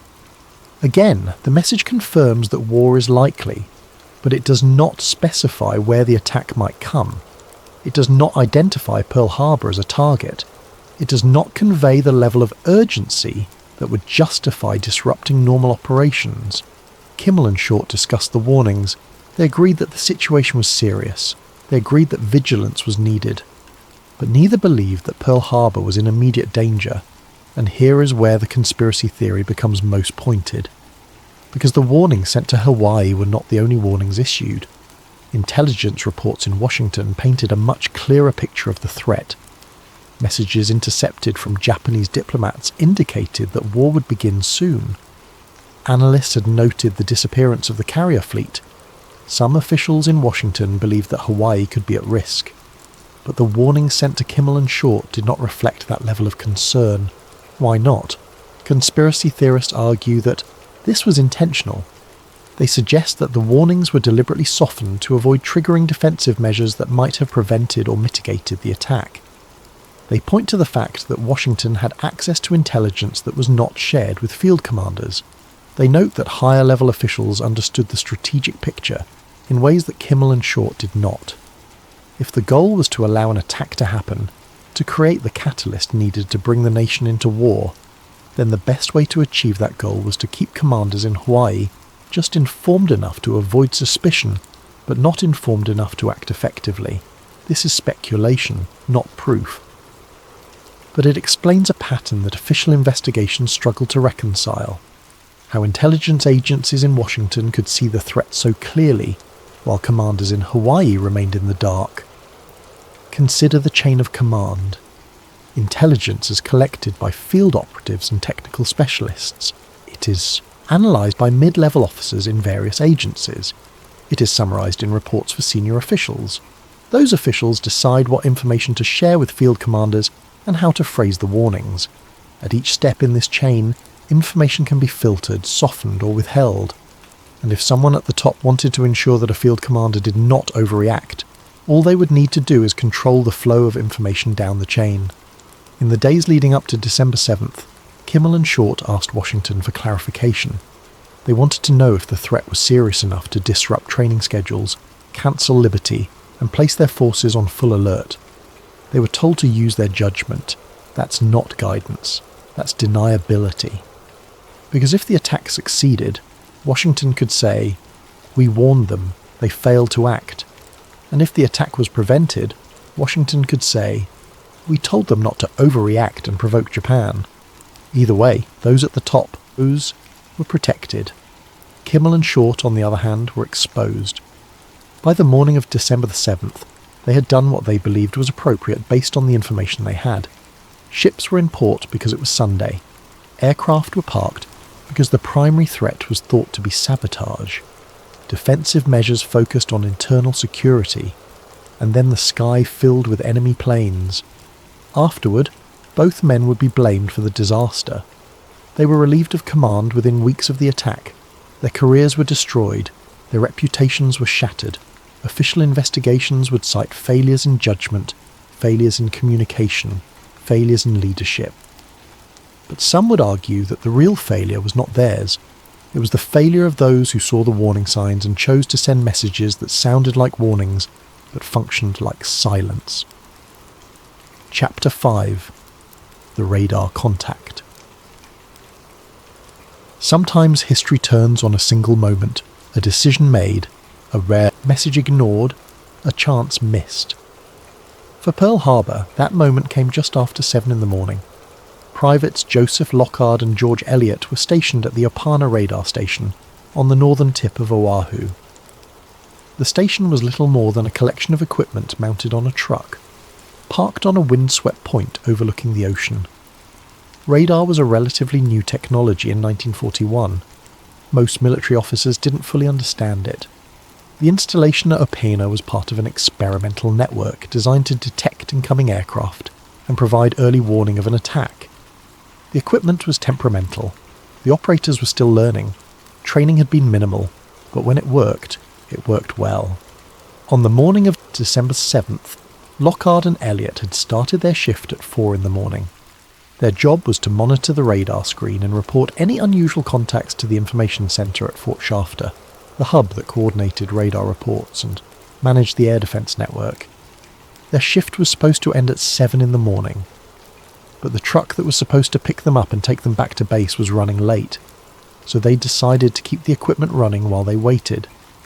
At 7 and 2 minutes, Lockard noticed something on the screen, a large formation of aircraft approaching from the north. The contact was strong, unusually so. He checked the equipment. Everything was functioning normally. He called Elliott over. Together they watched the blip on the screen. It was moving fast. Range, 137 miles. Bearing, almost due north. Elliott suggested they report it. Lockard hesitated. It was past their shift time. Maybe it was a malfunction. Maybe it was just a flock of birds. Radar could pick up large bird formations sometimes, but the contact kept getting stronger. Lockard calculated the speed and trajectory. Whatever it was heading directly toward Oahu. Lockard picked up the phone and called the information centre at Fort Shafter. The phone rang several times before it was answered. Most of the staff had gone to breakfast. The only person still there was a pursuit officer, a junior lieutenant named Kermit Tyler. Tyler was filling in for a more senior officer who was not on duty that morning. It was only his second day working in the information centre. He had limited experience with the radar network.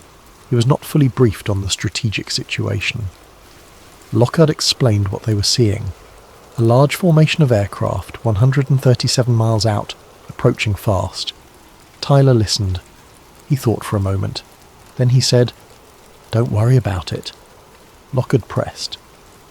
This was a really large contact, bigger than anything they'd seen during training. Shouldn't someone check it out? Tyler repeated, "Don't worry about it." He later explained that he had assumed the radar contact was a flight of American bombers expected to arrive from the mainland that morning. He knew that a group of planes was due. He thought the timing matched. He didn't think it was necessary to verify, but Tyler didn't check with anyone. He didn't consult a schedule. He didn't call the airfields to confirm. He made an assumption and acted on it. Lockard hung up the phone. He and Elliott continued tracking the formation. The contact kept getting closer. 100 miles, 75 miles, 50 miles. At 30 miles out, the contact disappeared from the screen, lost in the clutter of the island's terrain as the aircraft descended toward their targets. Lockard and Elliott shut down the equipment. Their ride finally arrived. They drove back to base, talking about the strange contact and wondering what Tyler had meant when he said not to worry. 20 minutes later, the attack began. This moment has become central to the conspiracy debate, because here was a clear, unambiguous warning. Radar detected the incoming strike force more than 50 minutes before the first bombs fell.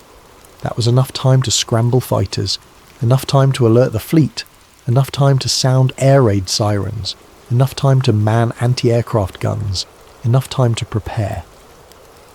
But the warning was dismissed by a junior officer who made an assumption without verification. The official explanation is simple: confusion, inexperience, bad luck. Tyler made a mistake. He didn't know any better. Lockard and Elliott followed orders and did not push back. The system failed at the worst possible moment. But conspiracy theorists ask a different question. Why was the radar network operating with minimal personnel that morning? Why was a junior officer with limited experience put in charge of coordinating reports during a period of heightened tension? Why was there no procedure to verify unusual contacts before dismissing them? Some suggest that the radar network was deliberately understaffed and under-prioritized. They argue that if leadership wanted to ensure that an attack would succeed, one way to do that would be to make sure that early warning systems were not taken seriously, to create an environment where ambiguous signals could be explained away without investigation. This is not provable, but it fits a pattern. Because the radar contact was not the only warning ignored that morning. At 6:45, more than an hour before the attack, the destroyer USS Ward was patrolling the entrance to Pearl Harbor when a lookout spotted something unusual: the conning tower of a small submarine. The submarine was in restricted waters, trying to follow an American cargo ship into the harbour. The captain of the Ward, Lieutenant William Outerbridge, ordered his guns to fire. The first shot missed. The second hit the submarine's conning tower. The submarine began to sink. The Ward dropped depth charges to finish it off.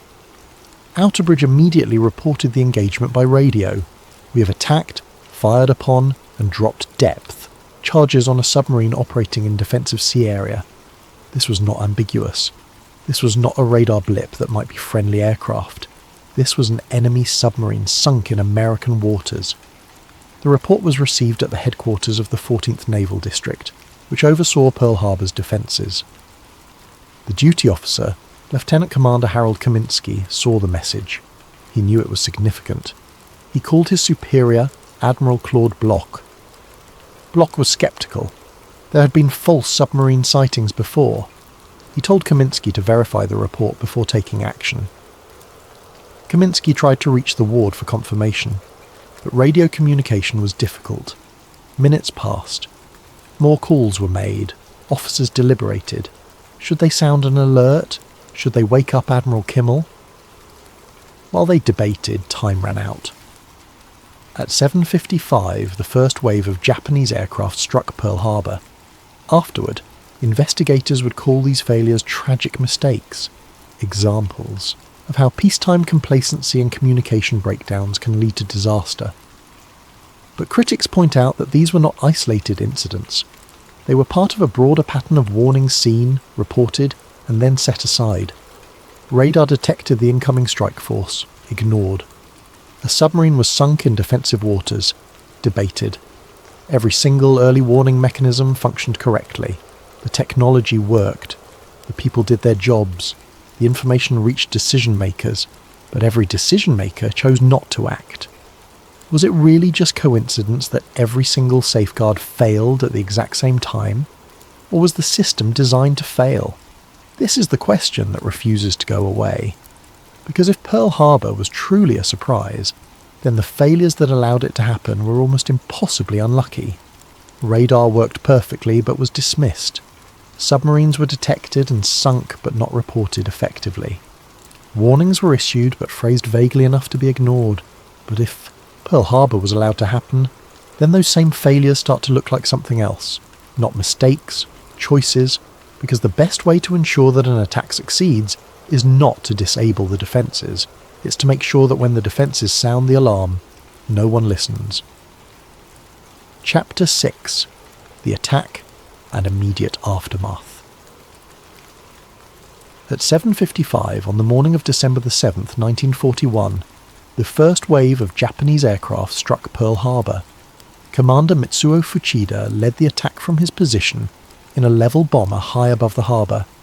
Below him, the American fleet lay at anchor in neat rows, exactly as intelligence reports had described. 8 battleships along Battleship Row, cruisers and destroyers in the harbour, aircraft parked wing to wing on the airfields. Fuchida gave the signal, "Tora! Tora! Tora! Tiger! Tiger! Tiger!" The code that meant they had achieved complete surprise. 183 aircraft, fighters, dive bombers, torpedo bombers, and level bombers descended on the harbour in coordinated waves. The attack was precise, devastating, and overwhelming. Within minutes, the harbour was engulfed in chaos. The first bombs fell on the airfields. At Hickam Field, Army Air Corps personnel were eating breakfast when they heard explosions. They ran outside and saw aircraft with red circles on their wings strafing the parked planes. Fuel tanks exploded. Hangars collapsed. Men dove for cover as machine gun fire tore through buildings. At Wheeler Field, rows of fighters sat parked close together, a perfect target. Japanese pilots made low passes, firing into the clustered aircraft. Within minutes, most of the fighters were destroyed or damaged beyond use. Pilots sprinted toward the few planes that were still intact, desperate to get airborne. Lieutenant George Welch and Lieutenant Kenneth Taylor managed to reach an auxiliary field where a few P-40 fighters had been dispersed. They took off without orders, without clearance, without waiting for permission. They climbed into the smoke-filled sky and engaged the Japanese aircraft. They were among the few American pilots to get airborne that morning. On Battleship Row, sailors heard the explosions from the airfields and looked up to see aircraft approaching. Some still thought it was a drill. Then they saw the torpedoes in the water. The torpedoes were specially designed for Pearl Harbor. The harbour was shallow, only 40 feet deep in many places. Standard torpedoes would have hit the bottom before reaching their targets. So Japanese engineers modified the torpedoes with wooden fins that allowed them to run shallow. It was an innovation that would prove devastatingly effective. The USS Oklahoma was hit first. 3 torpedoes struck her port side within seconds.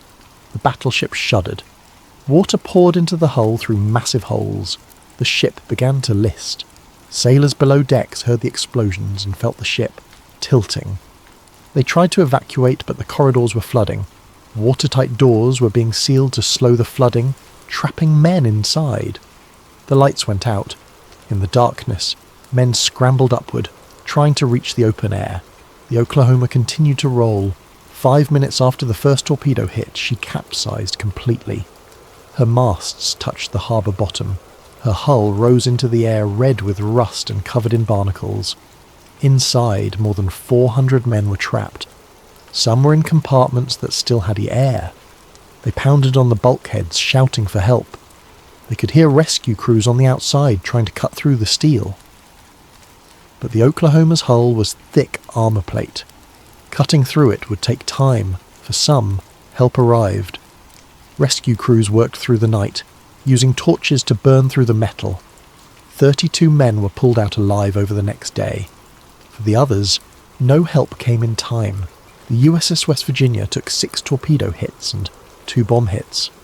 She settled into the harbour mud, leaning against the USS Tennessee, which was moored alongside her. The Tennessee was trapped, unable to move. The USS Arizona took a direct hit from an armour-piercing bomb at 8 and 6 minutes.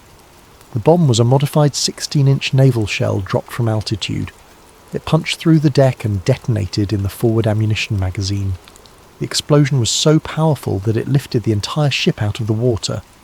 Men on nearby vessels saw a massive fireball erupt from the Arizona's bow.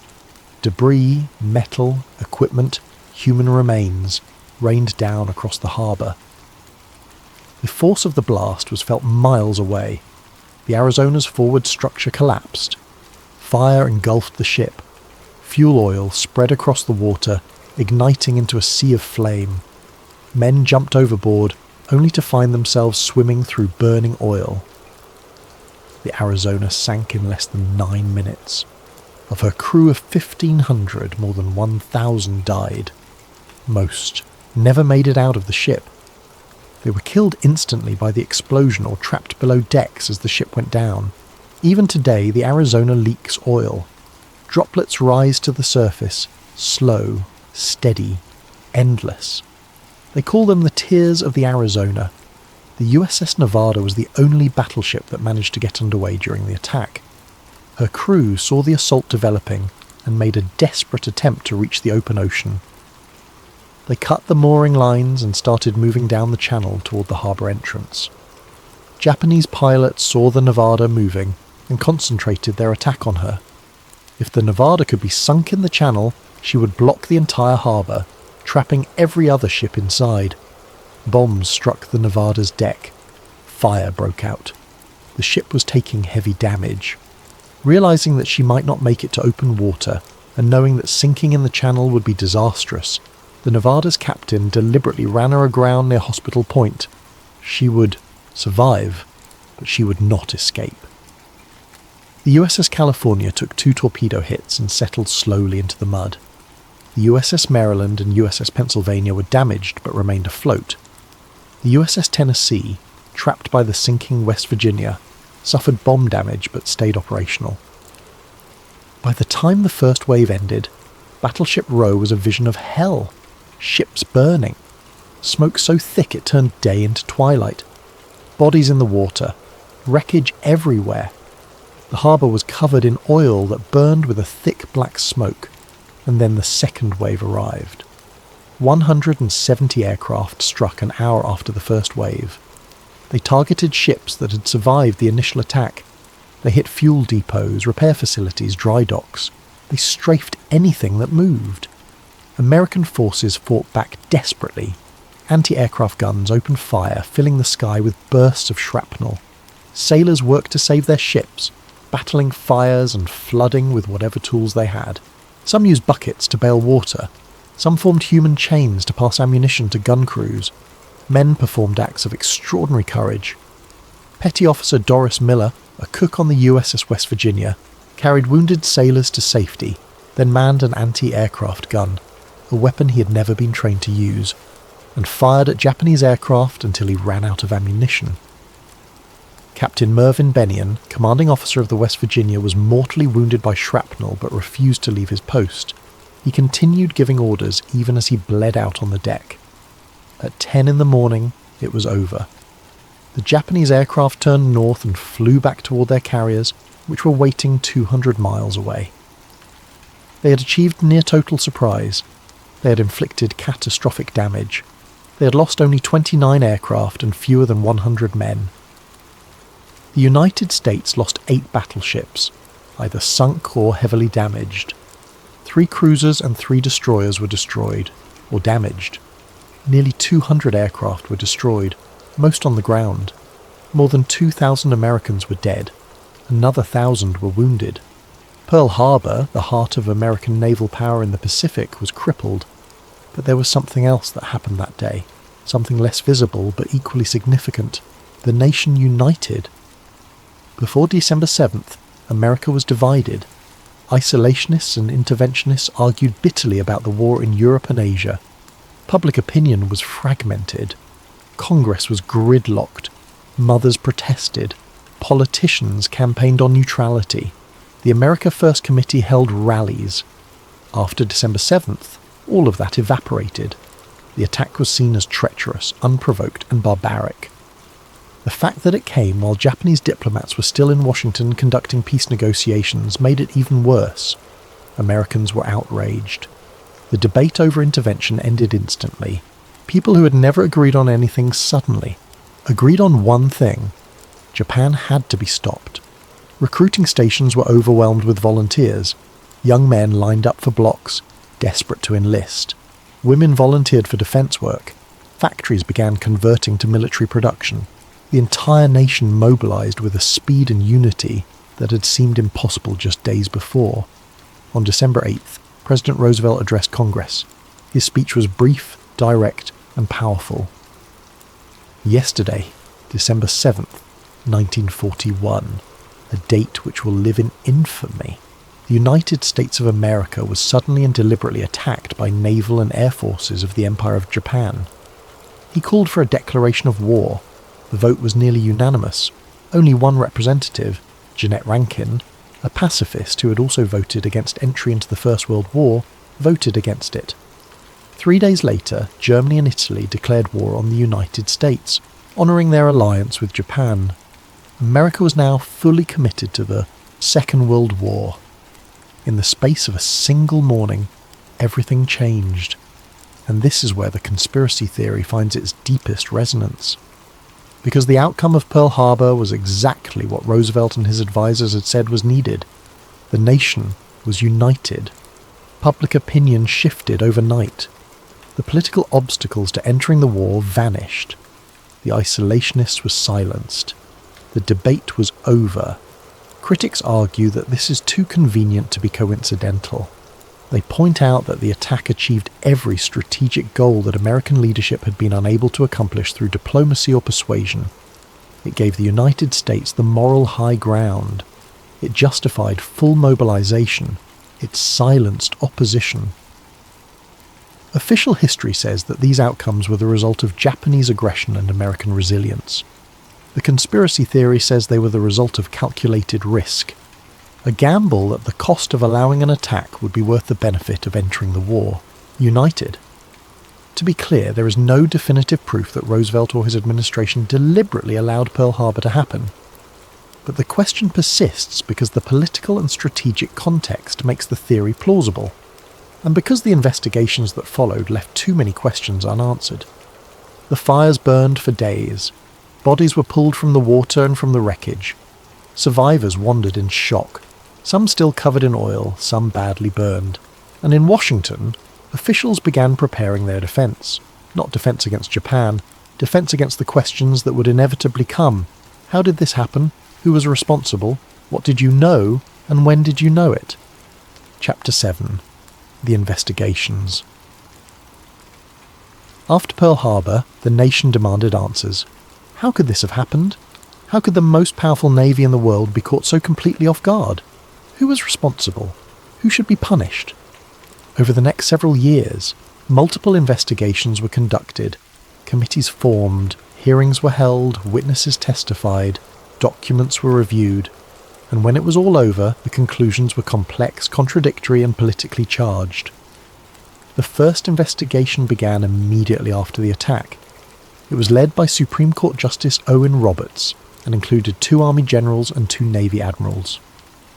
The Roberts Commission was tasked with determining why Pearl Harbor's defences had failed and who was to blame. The commission worked quickly. They arrived in Hawaii on December 22nd, just 15 days after the attack. They interviewed witnesses, they reviewed communications, they examined defensive procedures.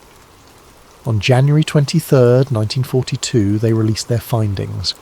The conclusion was damning. Admiral Kimmel and General Short had not taken adequate defensive measures, despite receiving warnings. They had failed to coordinate their defences.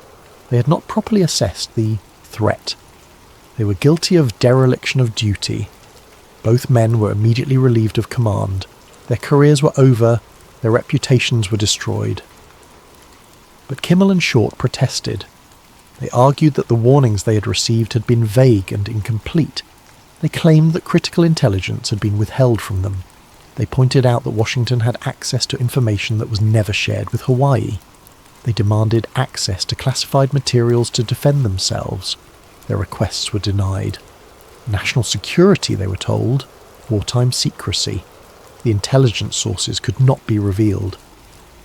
The investigation moved forward without allowing Kimmel and Short to see the evidence that might have exonerated them. Further investigations followed. A Navy Court of Inquiry in 1944, an Army Board later that same year, a joint congressional investigation in 1945 and 1946. Each one examined communications intelligence, reports and decisions made in the weeks before the attack. Each one produced thousands of pages of testimony and analysis. The findings were consistent in some areas and contradictory in others. All of the investigations concluded that there had been failures in communication. Intelligence agencies had not shared information effectively. Warnings had been misunderstood or downplayed. Commanders in Hawaii had not been fully informed of the strategic picture. But none of the investigations found evidence of deliberate negligence or conspiracy. Responsibility was spread across multiple agencies. Some officials were criticised, some procedures were changed. But no single person beyond Kimmel and Short was held accountable for the broader systemic failures. Conspiracy theorists point to the investigations as further evidence of a cover-up. They note that many intelligence documents were classified and withheld from public scrutiny. They argue that the investigations focused on field commanders while protecting higher-level officials.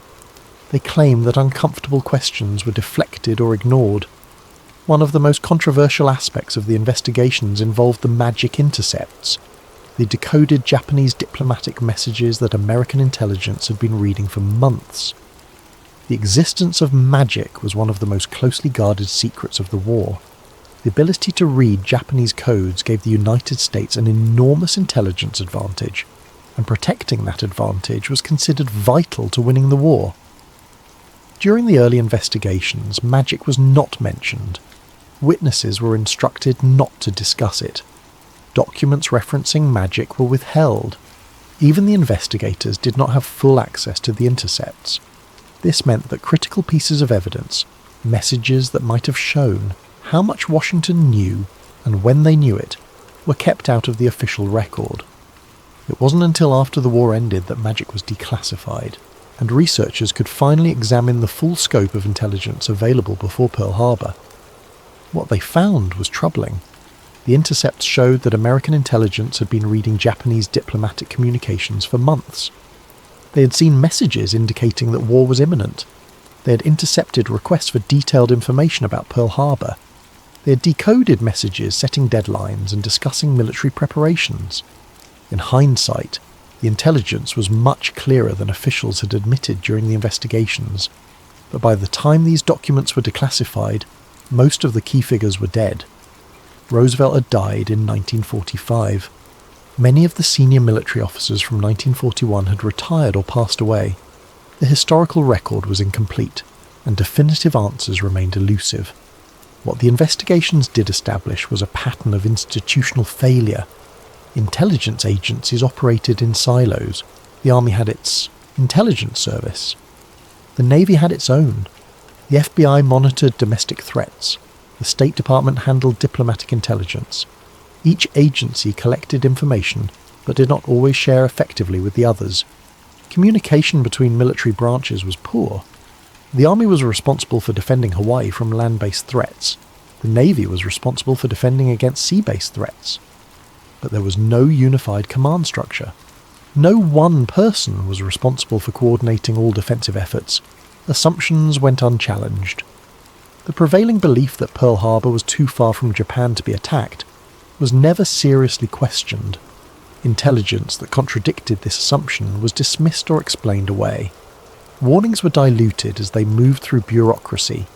Clear, urgent assessments from mid-level analysts were softened into vague, bureaucratic language by the time they reached senior officials, and by the time they reached field commanders they had lost most of their urgency. Whether those failures were accidental or intentional is the question that has never been fully resolved. Because in the end, the investigations confirmed that Pearl Harbor could have been prevented, but they did not answer whether anyone chose not to prevent it. Kimmel and Short became the official scapegoats. They were blamed for not doing more with the information they had. But many historians argue that they were set up to fail, given vague warnings, denied critical intelligence, and then blamed when the inevitable happened. Both men spent the rest of their lives trying to clear their names. They wrote letters, they gave interviews, they petitioned for their cases to be reopened. Kimmel died in 1968, still insisting that he had been unfairly blamed for a failure that belonged to Washington. Short died in 1949, bitter and broken. In the decades since, there have been efforts to posthumously restore their ranks and clear their reputations.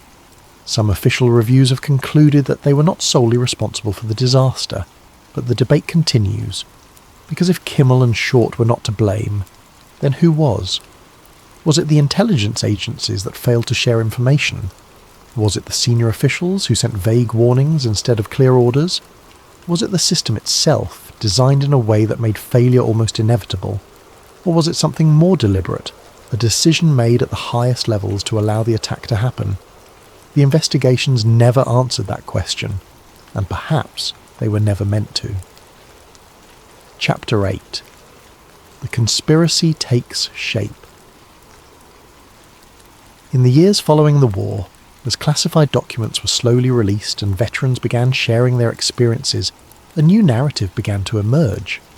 It started with questions from historians and journalists who noticed inconsistencies in the official record. Why had so much intelligence pointed toward an attack, yet no effective action was taken? Why had field commanders been kept in the dark about the severity of the threat? Why had warnings been so vague?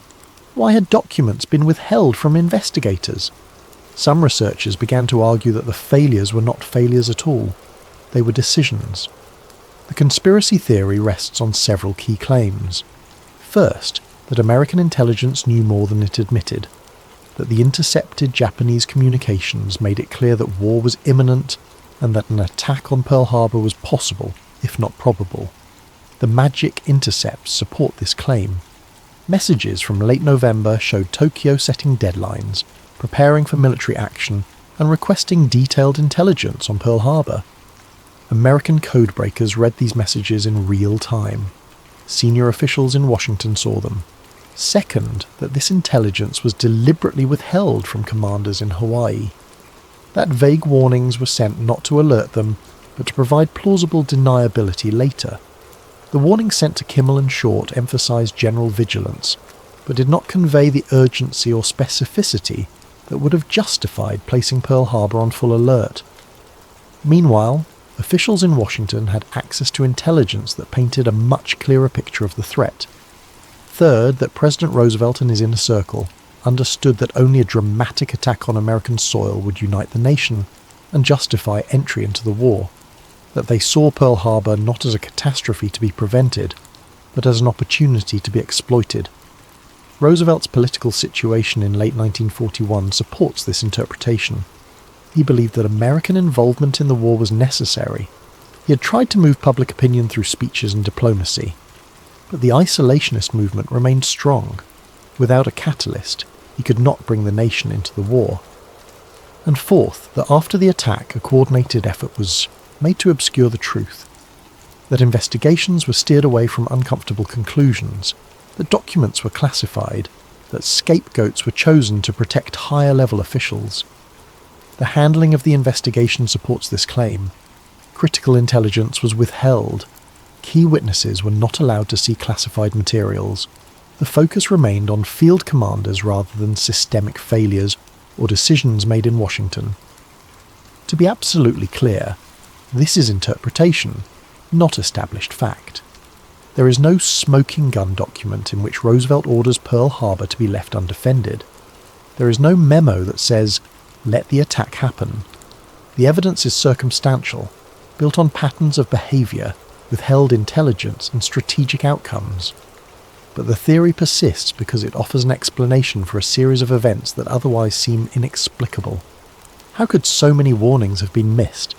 How could so many opportunities to prevent the attack have been squandered? How could the outcome have been so perfectly aligned with American strategic interests? Proponents of the conspiracy theory do not claim that Roosevelt wanted Americans to die. They claim that he made a calculated decision, that the cost of allowing an attack, measured in ships, lives and national trauma, was worth the benefit of entering the war united, and with overwhelming public support. It is a cold calculation, a ruthless one. But it is not without precedent in history. Leaders have always faced impossible choices. Winston Churchill allegedly allowed German bombers to destroy Coventry, rather than reveal that British intelligence had broken German codes. Harry Truman ordered atomic bombs dropped on Japanese cities to end the war quickly. Lyndon Johnson escalated American involvement in Vietnam based on questionable intelligence about an attack in the Gulf of Tonkin. Throughout history, leaders have weighed lives against strategy. They have made decisions that cost some to save others. They have chosen silence over transparency when they believed the stakes were high enough. The question is not whether such choices exist. The question is whether Pearl Harbor was one of them. Critics of the conspiracy theory point out that it requires a level of coordination and secrecy that would have been nearly impossible to maintain. It assumes that dozens of officials across multiple agencies all understood the plan and kept silent. It assumes that no one, no aide, no analyst, no clerk, ever spoke out or left evidence of the conspiracy. They argue that the simpler explanation is the correct one, that Pearl Harbor was a genuine surprise enabled by bureaucratic failure, overconfidence, and bad luck. And yet, the questions remain. Because even if the conspiracy theory is not true, the failures that allowed Pearl Harbor to happen were so profound, so systematic, and so consequential that they demand a better answer than mistakes were made, consider the timeline. July 1941, Roosevelt imposes oil embargo on Japan. Late November, Japanese carriers disappear from intelligence tracking. November 27, vague war warnings sent to Hawaii. December 2nd, Kimmel asks where the carriers are. No one knows. December 6th, final intercepts indicate war will begin within hours. December 7th, morning, radar detects incoming aircraft. Warning ignored. December 7th, morning, submarine sunk in defensive waters. Report delayed. December the 7th, 7:55. Attack begins.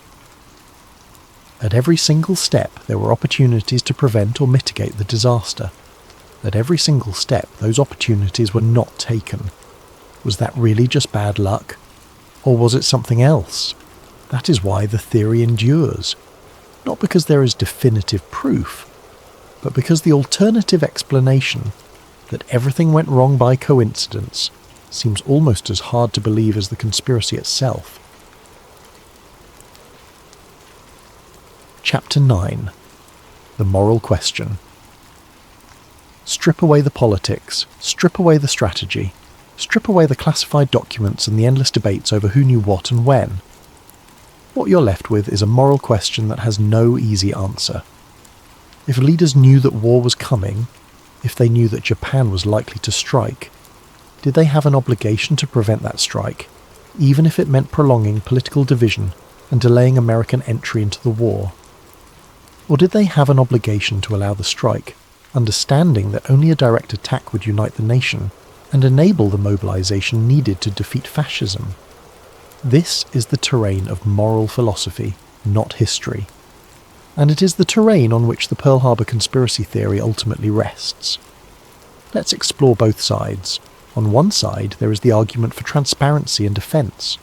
Leaders have a duty to protect their people. That is the most fundamental responsibility of government. If an attack can be prevented, it must be prevented. To knowingly allow Americans to die, even for strategic reasons, is a betrayal of the social contract between government and citizen. The men who died at Pearl Harbor did not consent to be sacrificed. They were sailors and soldiers doing their jobs, trusting that their leaders would do everything possible to keep them safe. If those leaders chose to withhold warnings or intelligence that might have saved lives, then those leaders violated that trust in the most profound way. From this perspective, the ends do not justify the means.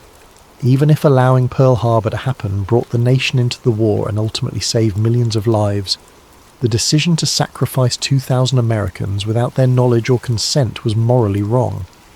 On the other side, there is the argument for the greater good. Leaders must sometimes make terrible choices. They must weigh competing interests and decide which outcome will cause the least harm in the long run. In late 1941, Roosevelt faced an impossible situation. He believed, correctly, as history would prove, that Nazi Germany and Imperial Japan posed existential threats, not just to their neighbours, but to human freedom itself. Millions were already dying in Europe and Asia. Britain was on the brink of collapse. The Soviet Union was fighting for survival. China was being devastated. If the United States remained neutral, the Axis powers might win. The consequences of that outcome would be catastrophic, not just for Europe and Asia, but eventually for the United States itself. But the American public would not support intervention. They wanted to stay out of foreign wars. They believed the ocean would protect them. No amount of speeches or diplomacy could change their minds. From this perspective, allowing Pearl Harbor to happen, if that's what occurred, was a terrible choice made in service of a greater good. 2,000 lives were lost. But their sacrifice brought the nation into a war that ultimately saved millions and prevented the triumph of totalitarianism.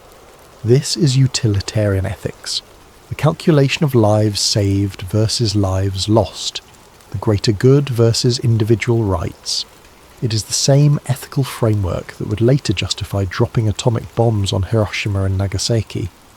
Hundreds of thousands of Japanese civilians died, but the alternative, a full invasion of Japan, might have cost millions of lives on both sides. So which framework is correct? That depends on what you believe about the nature of leadership and the limits of acceptable sacrifice. If you believe that leaders must never knowingly sacrifice their own people, then Pearl Harbor, if deliberately allowed, was an unforgivable betrayal. If you believe that leaders must sometimes make terrible choices to prevent even worse outcomes, then Pearl Harbor, if deliberately allowed, was a tragic but necessary decision. There is no right answer. There is only the answer that each person must reach for themselves based on their own moral framework. But consider this thought experiment. Imagine you are President Roosevelt in November 1941. You know that Nazi Germany has conquered most of Europe.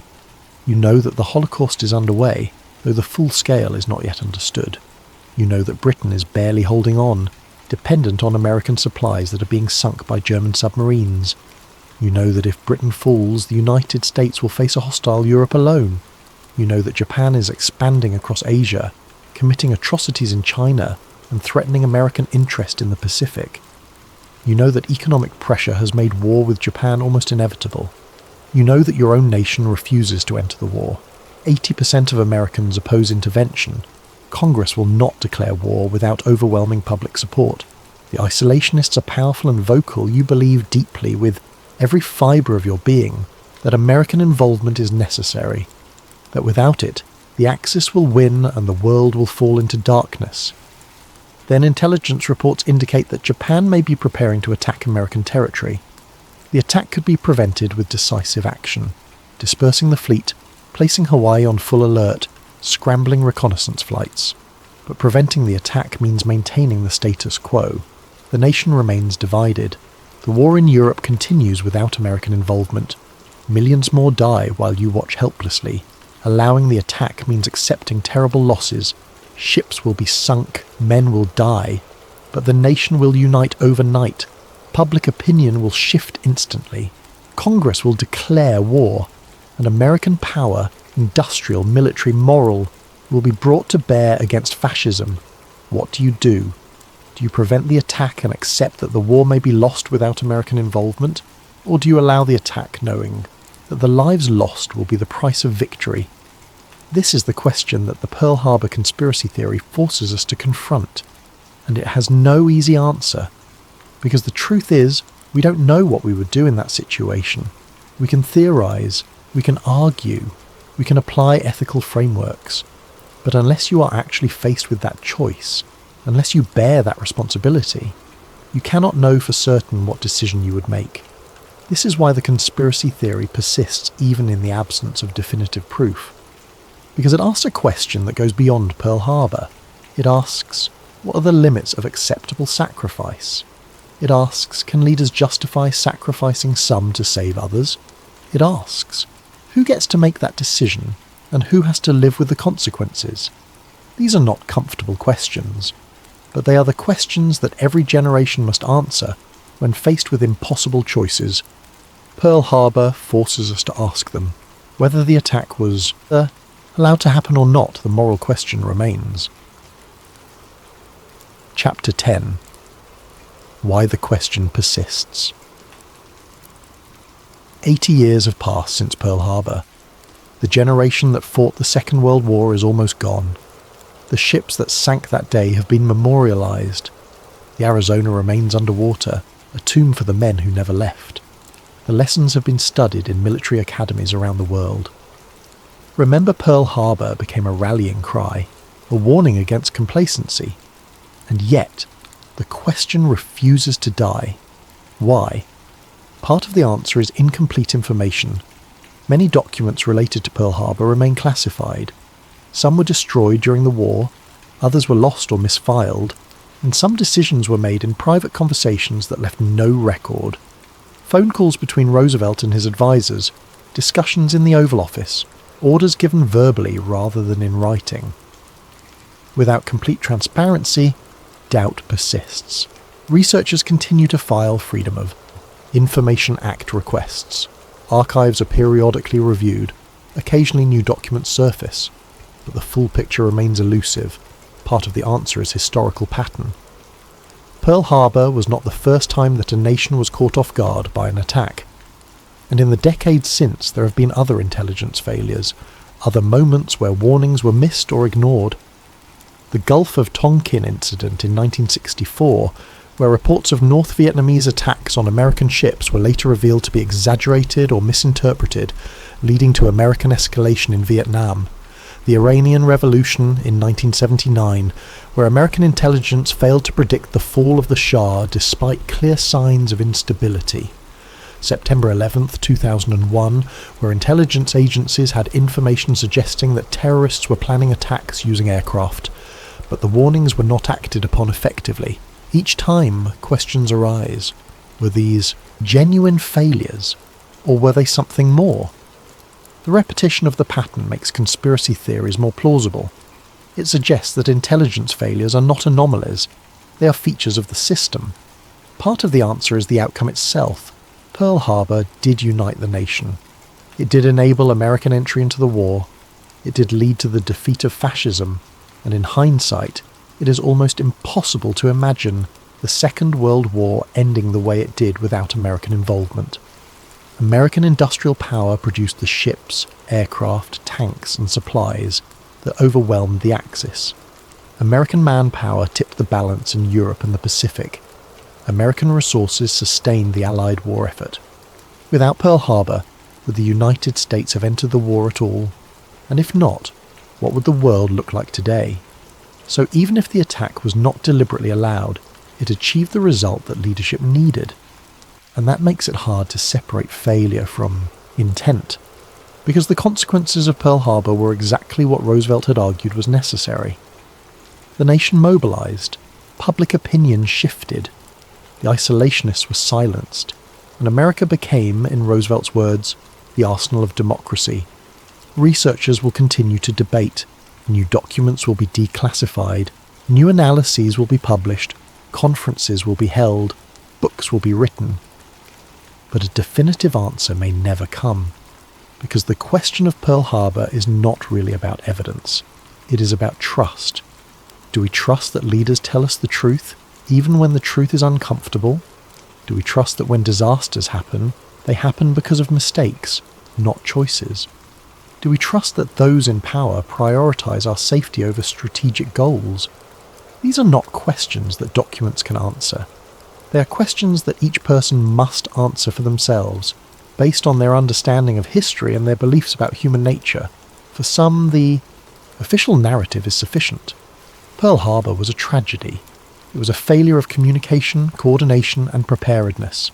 It was a lesson learned. The system was reformed. Safeguards were put in place. It won't happen again. For others, the gaps in the story are too large to ignore. They see a pattern of warnings missed, decisions delayed, and outcomes too convenient. They see documents withheld, investigations limited, and scapegoats chosen, and they conclude that something more was happening beneath the surface. And for all of us, Pearl Harbor remains a reminder of how fragile security can be, and how quickly the world can change. Because that's what Pearl Harbor demonstrated most powerfully. In a matter of hours, everything changed. A nation that had been divided became united. A war that had been distant became immediate. A future that had been uncertain became clear. And once that change happened, there was no going back. The America that existed on December 6th, 1941, was gone forever. The isolationism that had defined American foreign policy for decades was finished. The debate over intervention was over. Pearl Harbor created a new America, one that would emerge from the war as a superpower, with military bases around the world, alliances across continents, and a permanent role in global affairs. That transformation was inevitable once the attack happened. The question is whether someone understood that and made sure the attack happened. Epilogue. The line between failure and choice. Stand at the memorial today, and you can still see the outline of the USS Arizona beneath the water. The white memorial structure spans the sunken hull, reflecting in the calm harbour. Oil still seeps from the ship, slow, dark droplets rising to the surface.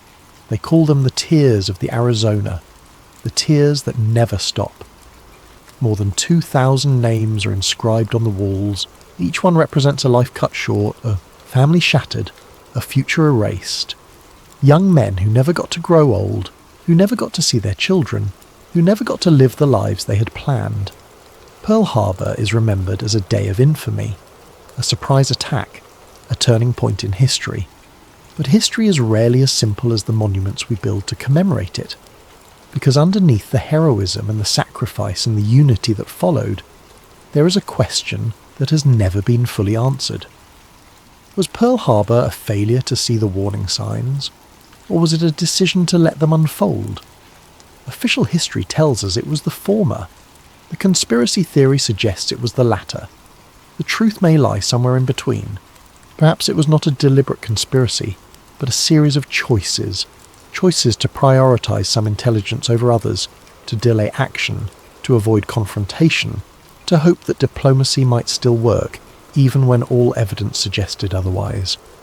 Perhaps it was not malice, but calculation, recognition that war was inevitable, and that the question was not whether to fight, but how to enter the fight with the nation behind you. Perhaps the line between failure and choice is thinner than we want to believe. Because in the end, the question is not just about Pearl Harbor. It is about every moment in history when leaders faced impossible decisions. Every time they weighed lives against strategy. Every time they chose silence over transparency. Every time they let events unfold because intervention seemed worse than inaction. And it is about what we, as citizens, demand from those who lead us. Do we demand the truth, even when it is painful? Do we demand accountability, even when it is inconvenient? Do we demand that our safety comes first, even when the cost is high? Or do we accept that sometimes the greater good requires sacrifice, and that those sacrifices are made without our knowledge or consent? These are not easy questions. They are the questions that Pearl Harbor forces us to ask. On December the 7th, 1941, the world changed in a matter of hours. A nation that had been divided became united. A war that had been distant became immediate. A future that had been uncertain became clear. Whether that change was the result of failure or choice, accident or design, is something each person must decide for themselves. But one thing is certain. When history shifts overnight, when the unthinkable becomes real, when the warnings we ignored become the disasters we must face, we cannot help but ask, was it destiny, or was it decision? And if it was decision, whose decision was it? The fires burned for 3 days at Pearl Harbor. The smoke could be seen from miles away. Bodies were pulled from the water and from the wreckage for weeks. Some were never found. The Arizona still holds more than 900 men in her hull. They were never recovered. The ship is their tomb. Every year survivors of Pearl Harbor and, now descendants of survivors, gather at the memorial. They drop flower petals into the water. They remember the friends they lost. They tell their stories to younger generations. And they always ask the same question. Could this have been prevented? The official investigation said no, or at least not without information that commanders did not have. The conspiracy theorists say yes, with information that was deliberately withheld. The truth is probably more complex than either answer suggests, because preventing Pearl Harbor would have required many things to go right. It would have required intelligence agencies to share information effectively. It would have required warnings to be specific and urgent. It would have required field commanders to be given full access to classified materials. It would have required someone in authority to challenge the prevailing assumptions about Japan's capabilities and intentions. All of that was possible, none of it happened. Whether that was failure or choice, incompetence or strategy, is the question that will haunt Pearl Harbor forever. Because the answer matters. If Pearl Harbor was a failure, then we learn lessons about communication, coordination, and vigilance. We reform institutions. We create safeguards. We try to prevent it from happening again. If Pearl Harbor was a choice, then we confront uncomfortable truths about power, sacrifice, and the limits of democracy. We ask whether leaders can be trusted. We question official narratives. We demand transparency. Both answers have consequences, and neither answer brings back the men who died, so we remember them. We memorialize them. We tell their stories, and we ask the question that refuses to die. When a nation is caught off guard, is it because no one saw it coming? Or because someone chose not to look? The oil still rises from the Arizona, the tears still fall, and the question still remains. Thank you for listening.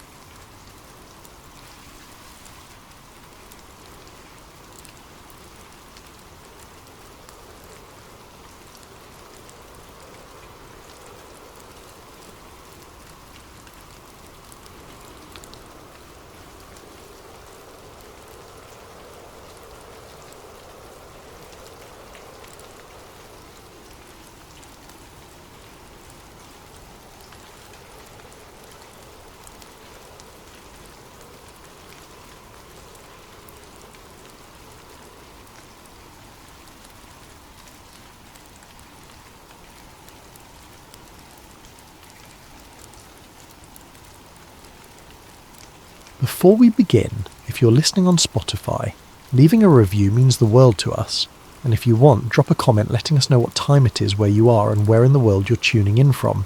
We absolutely love seeing where everyone is listening, and of course, if you enjoy the content, subscribing really helps us keep bringing you these stories. Now let's get into it. They say power whispers, but in the California redwoods, beneath trees that have stood for centuries, power doesn't need to speak at all. It simply gathers and waits. Part 1. The recording. The camera was hidden in a hollowed-out book.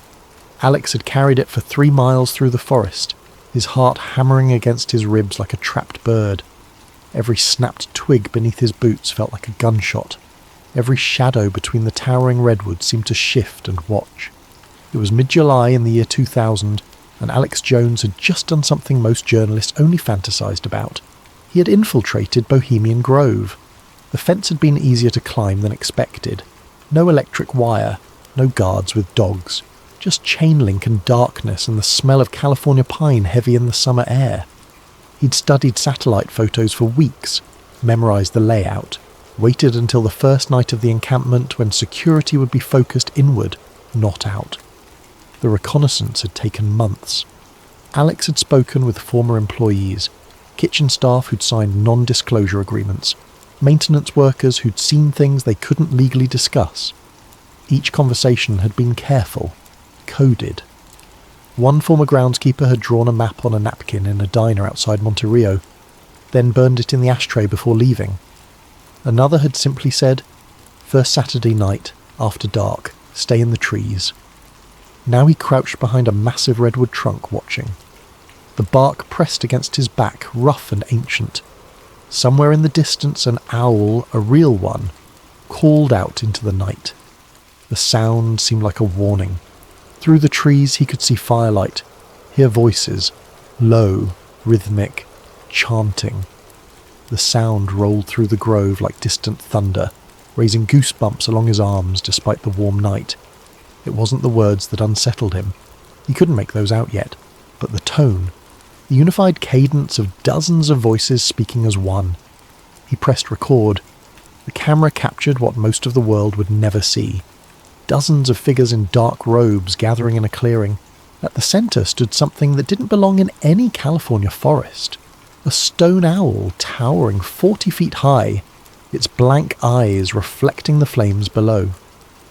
The owl's face was impassive, carved with an almost Egyptian quality. Ancient, knowing, indifferent to human concerns. The ceremony was called the cremation of care. Alex didn't know that yet. He only knew that some of the most powerful men in America were standing in the darkness, wearing hoods, chanting at a stone idol while something burned in an effigy at its base. The effigy was human-shaped, wrapped in fabric, suspended above the flames by chains.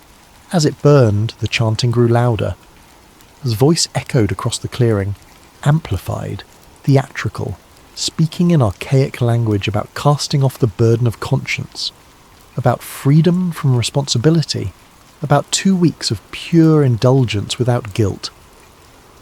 Alex's finger stayed on the record button, even as every instinct screamed at him to run. He filmed for 17 minutes before he heard footsteps behind him. Heavy boots on forest floor, multiple people, moving with purpose. Security had spotted him, or someone had reported movement in the restricted zone. When he finally escaped back over that fence, footage secured, his hands were shaking so badly he could barely drive. His shirt was soaked with sweat despite the cool night air. He didn't stop at the motel where he'd been staying. He drove straight through, 5 hours back to the Bay Area, checking his rearview mirror every 30 seconds. The video would be uploaded within days, and the question it raised was simple, haunting, and impossible to fully answer. Why do the world's most powerful men gather in total secrecy to perform rituals in the woods? Part 2, The Beginning. 128 years earlier, in 1872, 5 men sat in a San Francisco tavern and decided to start a club.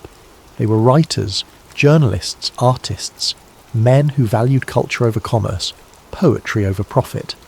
They called themselves bohemians, wanderers, freethinkers, people who rejected the rigid social structures of Gilded Age America. The founding members were modest in means but ambitious in spirit. Henry Edwards, a journalist for the San Francisco Examiner. James Bowman, a struggling painter whose landscapes never sold. Joseph Redding, a poet whose work appeared in small literary magazines nobody read. They met in cheap taverns, rented rooms above bakeries for meetings, staged plays in borrowed theatres. The Bohemian Club was born from good intentions. Their motto, borrowed from Shakespeare's A Midsummer Night's Dream, was elegant. Weaving spiders come not here. It meant business and politics were forbidden. Only art mattered, only creativity, only the meeting of minds unchained from the pursuit of wealth. For 27 years it stayed that way. The club met in the city. They performed plays, read poetry, debated philosophy. Membership was exclusive but modest. Journalists who couldn't afford lavish lifestyles, painters who worked in cramped studios, musicians who played for passion instead of pay. Annual dues were kept low deliberately, to ensure artists could afford to participate. Then, in 1899, everything changed. The club purchased 2,700 acres of ancient redwood forest north of San Francisco in Sonoma County. The money came from a wealthy patron, an industrialist, named William Crocker, whose father had built the Central Pacific Railroad. Crocker wasn't an artist, he was a banker, but he appreciated culture, or so he said, and he wanted to support the club's vision. They called it Bohemian Grove. The first summer encampment was held that same year. 2 weeks of camping, drinking, performing plays beneath the trees. Members slept in tents, cooked over campfires, staged elaborate theatrical productions on outdoor stages they built themselves. It was supposed to be an escape, a place where creative souls could breathe. But money always follows beauty, and power always follows money. Within 5 years, the membership had shifted. Bankers joined, claiming an appreciation for the arts. Railroad executives attended performances and asked to become members. Oil magnates from Southern California heard about the Grove and requested invitations. The artists noticed, of course. They complained in private letters, in journal entries that would be discovered decades later. One founding member wrote, "We built a sanctuary from wealth, and wealth has followed us here. They dress as we do, speak as we do, but they are not us. They are tourists in our world." But the club needed money. Maintaining 2,700 acres of pristine forest wasn't cheap, and the wealthy patrons were generous. They funded new cabins, improved facilities, hired staff to manage the property. All they asked in return was membership, access. The artists told themselves it would be fine, that the motto still mattered, that business and politics would still be banned. They were wrong. Part 3. when the poets left. By 1905, the membership roles had shifted completely. Where there had once been struggling writers, there were now railroad tycoons.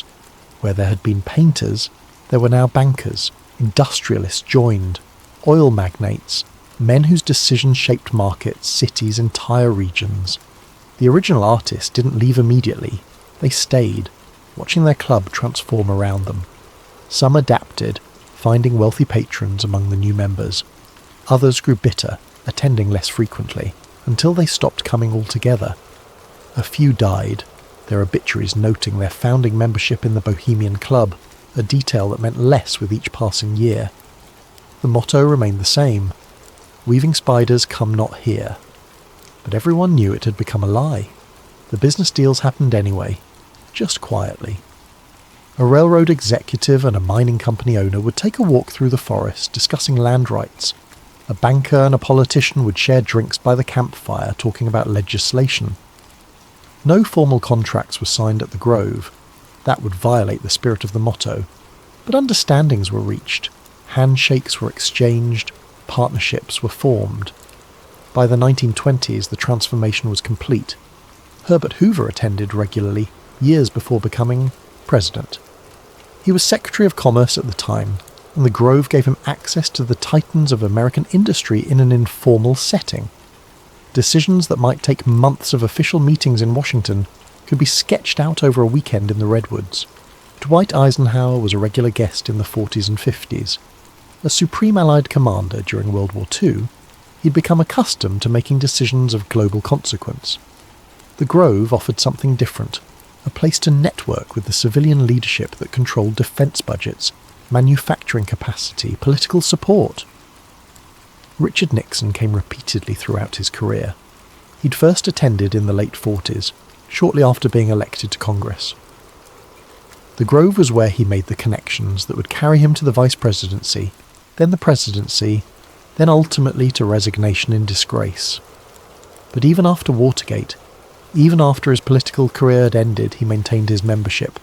Ronald Reagan, George Bush Sr., Henry Kissinger, military leaders, intelligence officials, CEOs of companies that controlled more wealth than most nations. The list reads like a shadow government, and perhaps that's exactly what it was. The Bohemian Grove had evolved. It was no longer a retreat for artists. It was a gathering place for the architects of American power. And what happened there? What was discussed?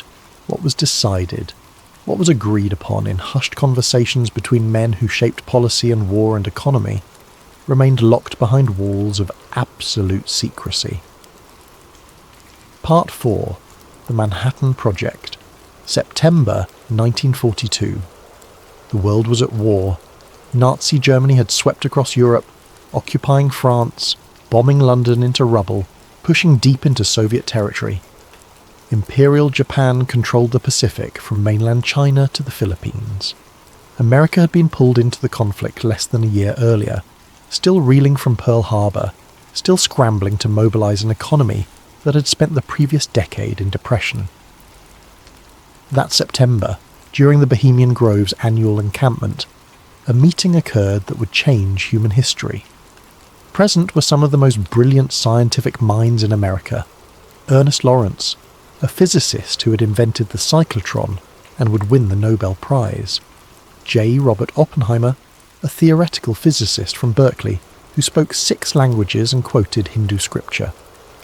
Military officials whose names remain partially classified to this day, men who understood strategy and logistics and the brutal mathematics of total war. The meeting happened in a camp called Chowder and Marching Society. It wasn't a public gathering, no stage, no audience, no theatrical performance. Just a dozen men in a cabin talking late into the night. They drank scotch. They smoked cigarettes.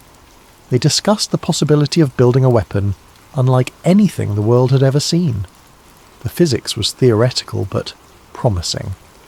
German scientists had discovered nuclear fission in 1938.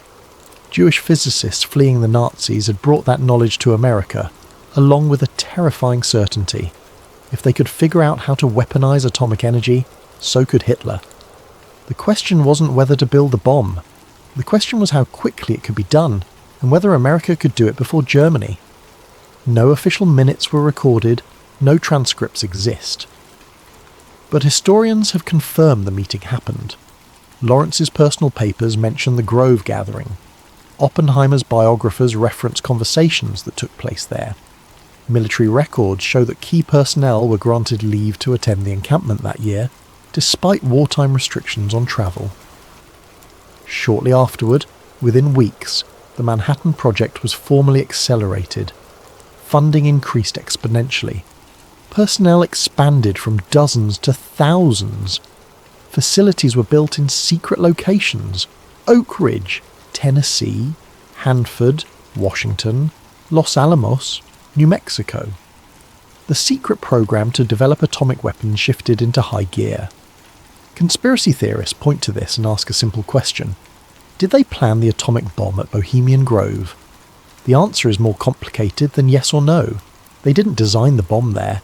The physics was developed in labs, the engineering in Los Alamos, the uranium enrichment in massive facilities that required industrial infrastructure.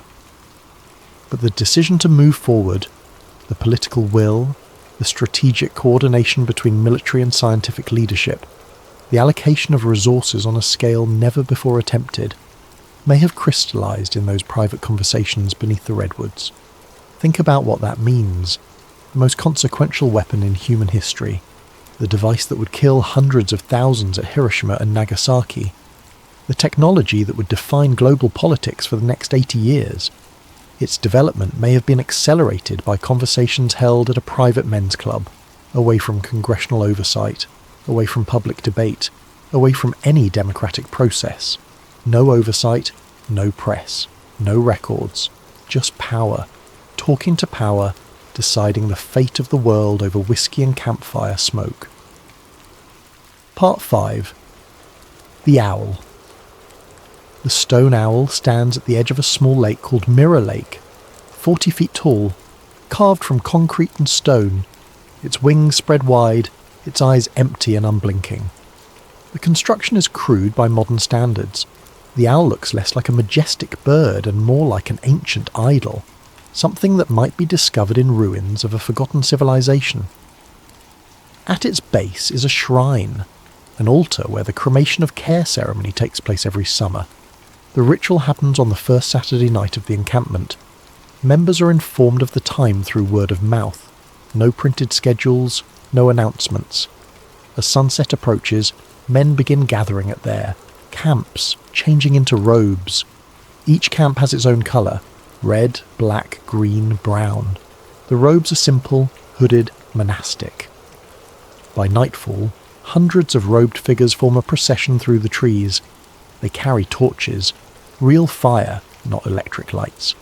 The procession is silent except for the crunch of footsteps on the forest floor and the occasional hoot of an owl in the distance. The path winds through the grove for nearly a mile before reaching Mirror Lake. The owl looms above them, lit from below by carefully positioned floodlights that make it appear even larger, more imposing. The lake reflects everything: the owl, the torches, the gathering crowd, creating the illusion of two ceremonies, one above and one below, mirror images in an ancient rite.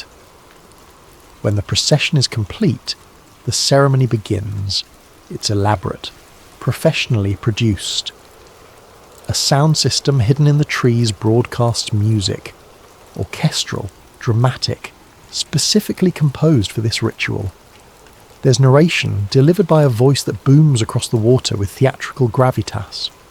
The narration tells a story. Care, the burden of conscience, arrives at the grove seeking to ruin the members' enjoyment. The owl, representing wisdom, representing the ancient knowledge that transcends human morality, rejects care, condemns it, orders it destroyed. Care is represented by a human-shaped effigy, suspended by chains above a pyre at the owl's base. As the narration reaches its climax, the effigy is lowered into the flames. It burns for several minutes while the robed figures watch in silence. The message is clear. For the next 2 weeks, these men are free from the burden of responsibility, free from guilt, free from the weight of their decisions. Care means worry, responsibility, conscience, guilt. The ceremony represents shedding those burdens. Officially, it's described as harmless theatre, a tradition dating back to the early 1920s, created by a member who was a professional theatre director, a way for powerful men to relax and forget the weight of their decisions. Nothing more than elaborate performance art, a bit of pageantry to mark the beginning of the encampment. But symbolism matters. When you tell the world's most influential leaders that they can, symbolically, ritually, burn away their sense of responsibility, what are you really doing? When CEOs who make decisions affecting thousands of employees watch care burn, what message do they receive? When politicians who control military budgets see conscience destroyed by fire, what permission are they being given? When generals who order troops into combat participate in a ritual that explicitly celebrates freedom from moral burden, what does that say about the wars they'll wage? Are you helping them relax? Or are you giving them permission? The owl is Minerva, they say, Roman goddess of wisdom. The ceremony is about wisdom transcending worry, about strategic thinking unencumbered by emotion. But Minerva was also the goddess of warfare, and wisdom without conscience is just calculation. Part 6. Nixon's Tape. August 1971. President Richard Nixon was in the Oval Office speaking with his Chief of Staff, H.R. Haldeman. The conversation was recorded, as all conversations in Nixon's White House were, captured by the secret taping system that would eventually destroy his presidency. They were discussing the Bohemian Grove. The context is important. Nixon and Haldeman were talking about campaign strategy for the upcoming election. They'd been reviewing potential donors, discussing who to court, who to invite to White House dinners. Someone, the tape doesn't make clear who, had suggested reaching out to Bohemian Grove members. Nixon's response was immediate and visceral.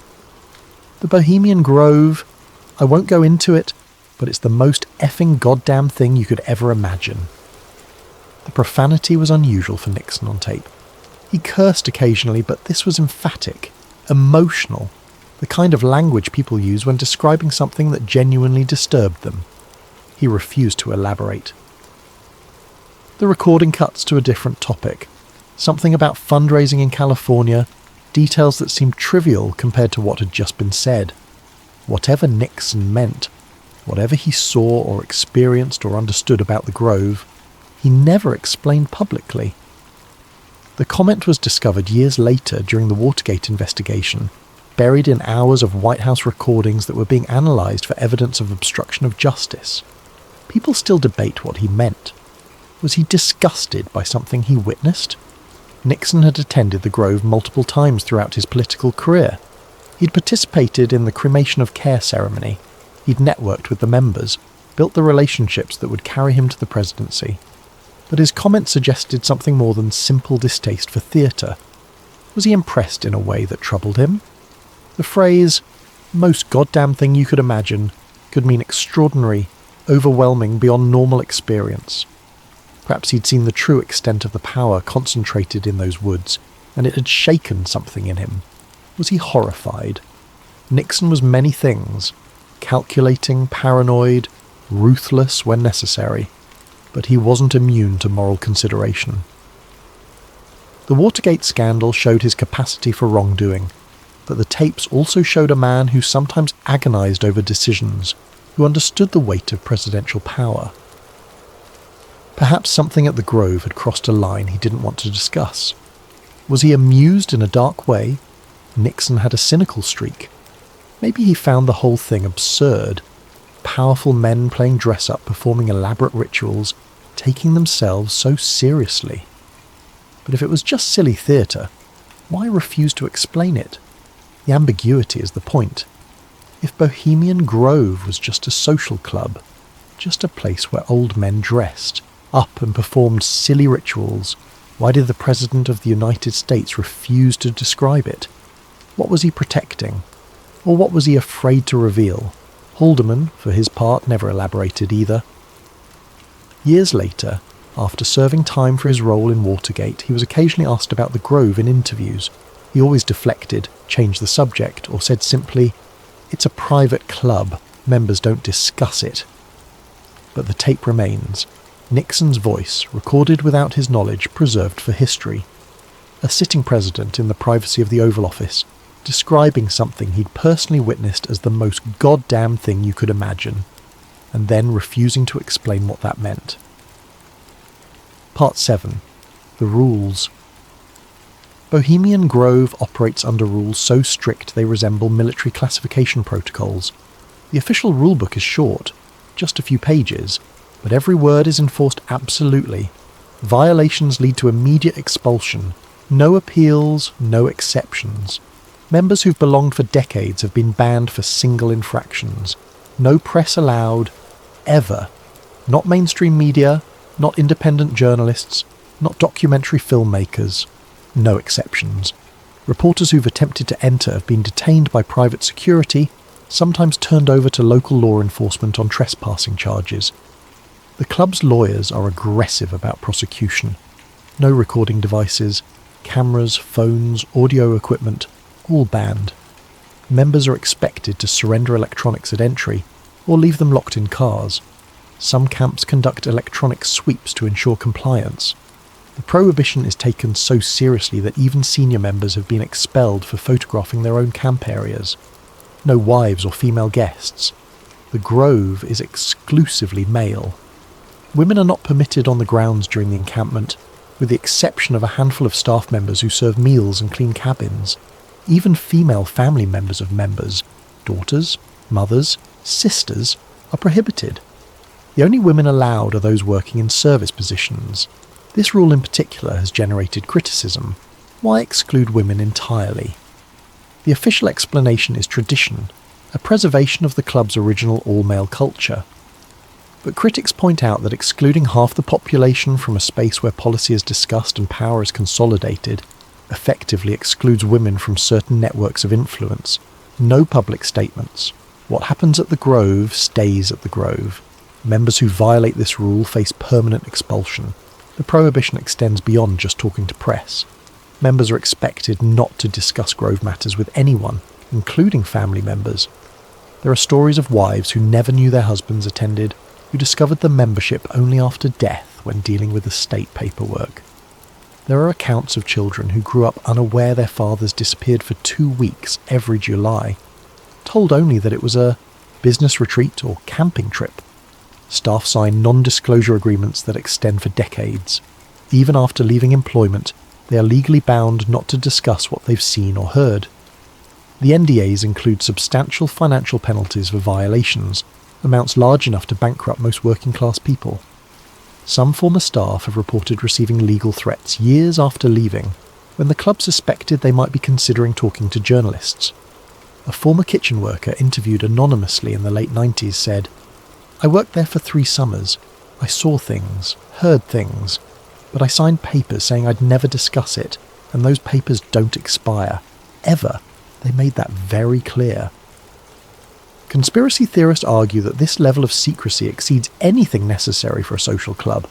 If it's just theatre, just rich men playing dress-up in the woods, why the ironclad silence? Why the NDAs? Why the absolute prohibition on documentation? The official answer is privacy. Powerful people deserve a place to relax without scrutiny. Public figures, politicians, CEOs, generals, live under constant observation. Every word is analysed, every action is recorded, every decision is debated. The Grove offers freedom from that burden. A place to be human, to make mistakes, to speak without calculation. That answer would be more convincing if the Grove welcomed documentation that could prove its innocence. If rituals are harmless, why not allow filming? If conversations are purely social, why ban note-taking? If nothing illegal or unethical occurs, why threaten legal action against anyone who discusses what happens there? Privacy and secrecy are not the same thing. Privacy protects individuals from unwanted intrusion. Secrecy protects actions from accountability. The Grove's rules are designed for secrecy. Part 8. The Camps. Bohemian Grove is divided into more than 100 smaller camps, each with its own name, character and membership. Mandalay, hillbillies, caveman, stowaway, Isle of Aves, Silverado squatters, lost angels, owl's nest. The names range from whimsical to pretentious, but the hierarchy is real. Some camps are more prestigious than others, some are older, more connected to power. Membership in certain camps is a signal of status within the Grove's internal social structure. Mandalay is considered the most elite. Its members have included multiple presidents, defense secretaries, Supreme Court justices. The camp is located in a prime spot within the Grove, close to the lake, surrounded by old-growth redwoods. The cabins are larger, better appointed. When members give lakeside talks, a daily tradition at the Grove, Mandalay members are given prime speaking slots. Hillbillies is another high-status camp with a membership that leans toward business leaders, CEOs of major corporations, private equity executives, venture capitalists. The camp throws elaborate parties, brings in expensive whiskey, hires musicians to perform. Caveman, despite its primitive name, is equally prestigious. Military leaders, intelligence officials, defense contractors. The camp has a reputation for serious conversations about national security, geopolitics, strategic planning. Lower status camps exist on the periphery of the Grove, housed in smaller cabins, with memberships that include newly inducted members, younger executives still building their careers, academics and artists who provide intellectual credibility but less practical power. Members spend their 2 weeks rotating between camps, attending lakeside talks, watching theatrical performances, drinking heavily, and most importantly, talking. The daily schedule at the Grove is structured but flexible. Mornings begin with breakfast at individual camps. Then members gather at the lakeside for talks, informal presentations on various topics, given by members or invited guests. Topics range from politics to technology to philosophy. Past speakers have included sitting presidents, Nobel Prize winners, top scientists. Afternoons are for socializing. Members wander between camps, join impromptu discussions, take walks through the forest.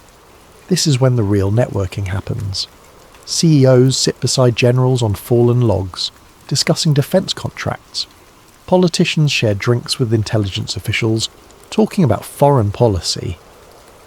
Corporate executives have breakfast with Supreme Court justices, mentioning cases that might affect their businesses. Evenings bring theatrical performances on the Grove's outdoor stages. Productions are elaborate, professionally designed, performed by members who've rehearsed for months. Some are comedies, some are dramas, some are musical reviews. The quality varies, but the attendance is mandatory, a way to ensure all members gather together at least once daily. Late nights are for drinking and deeper conversations. This is when guards are lowered, when the formal structure dissolves, when friendships are cemented and alliances are formed.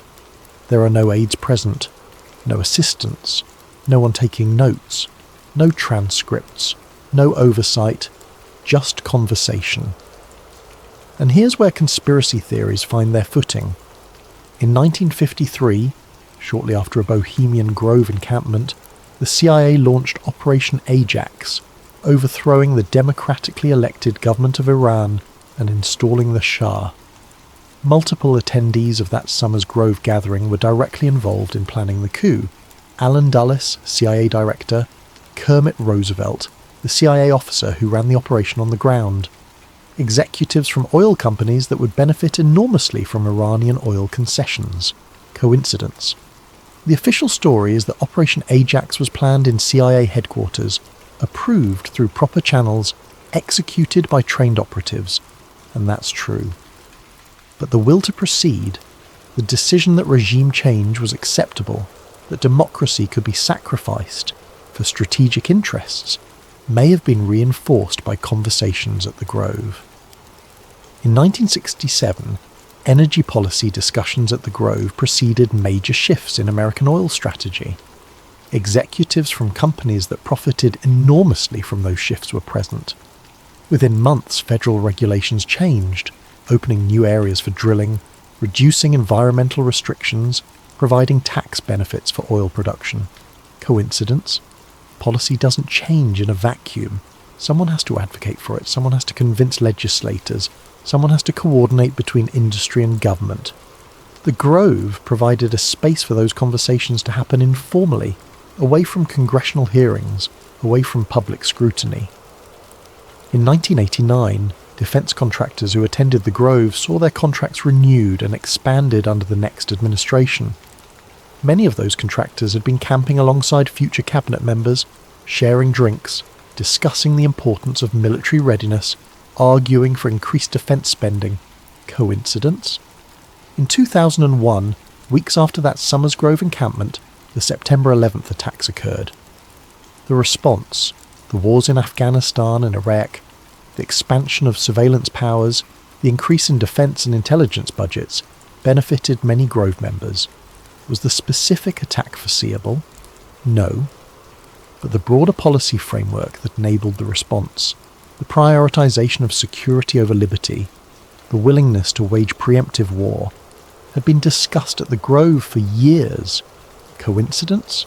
No one can prove coordination.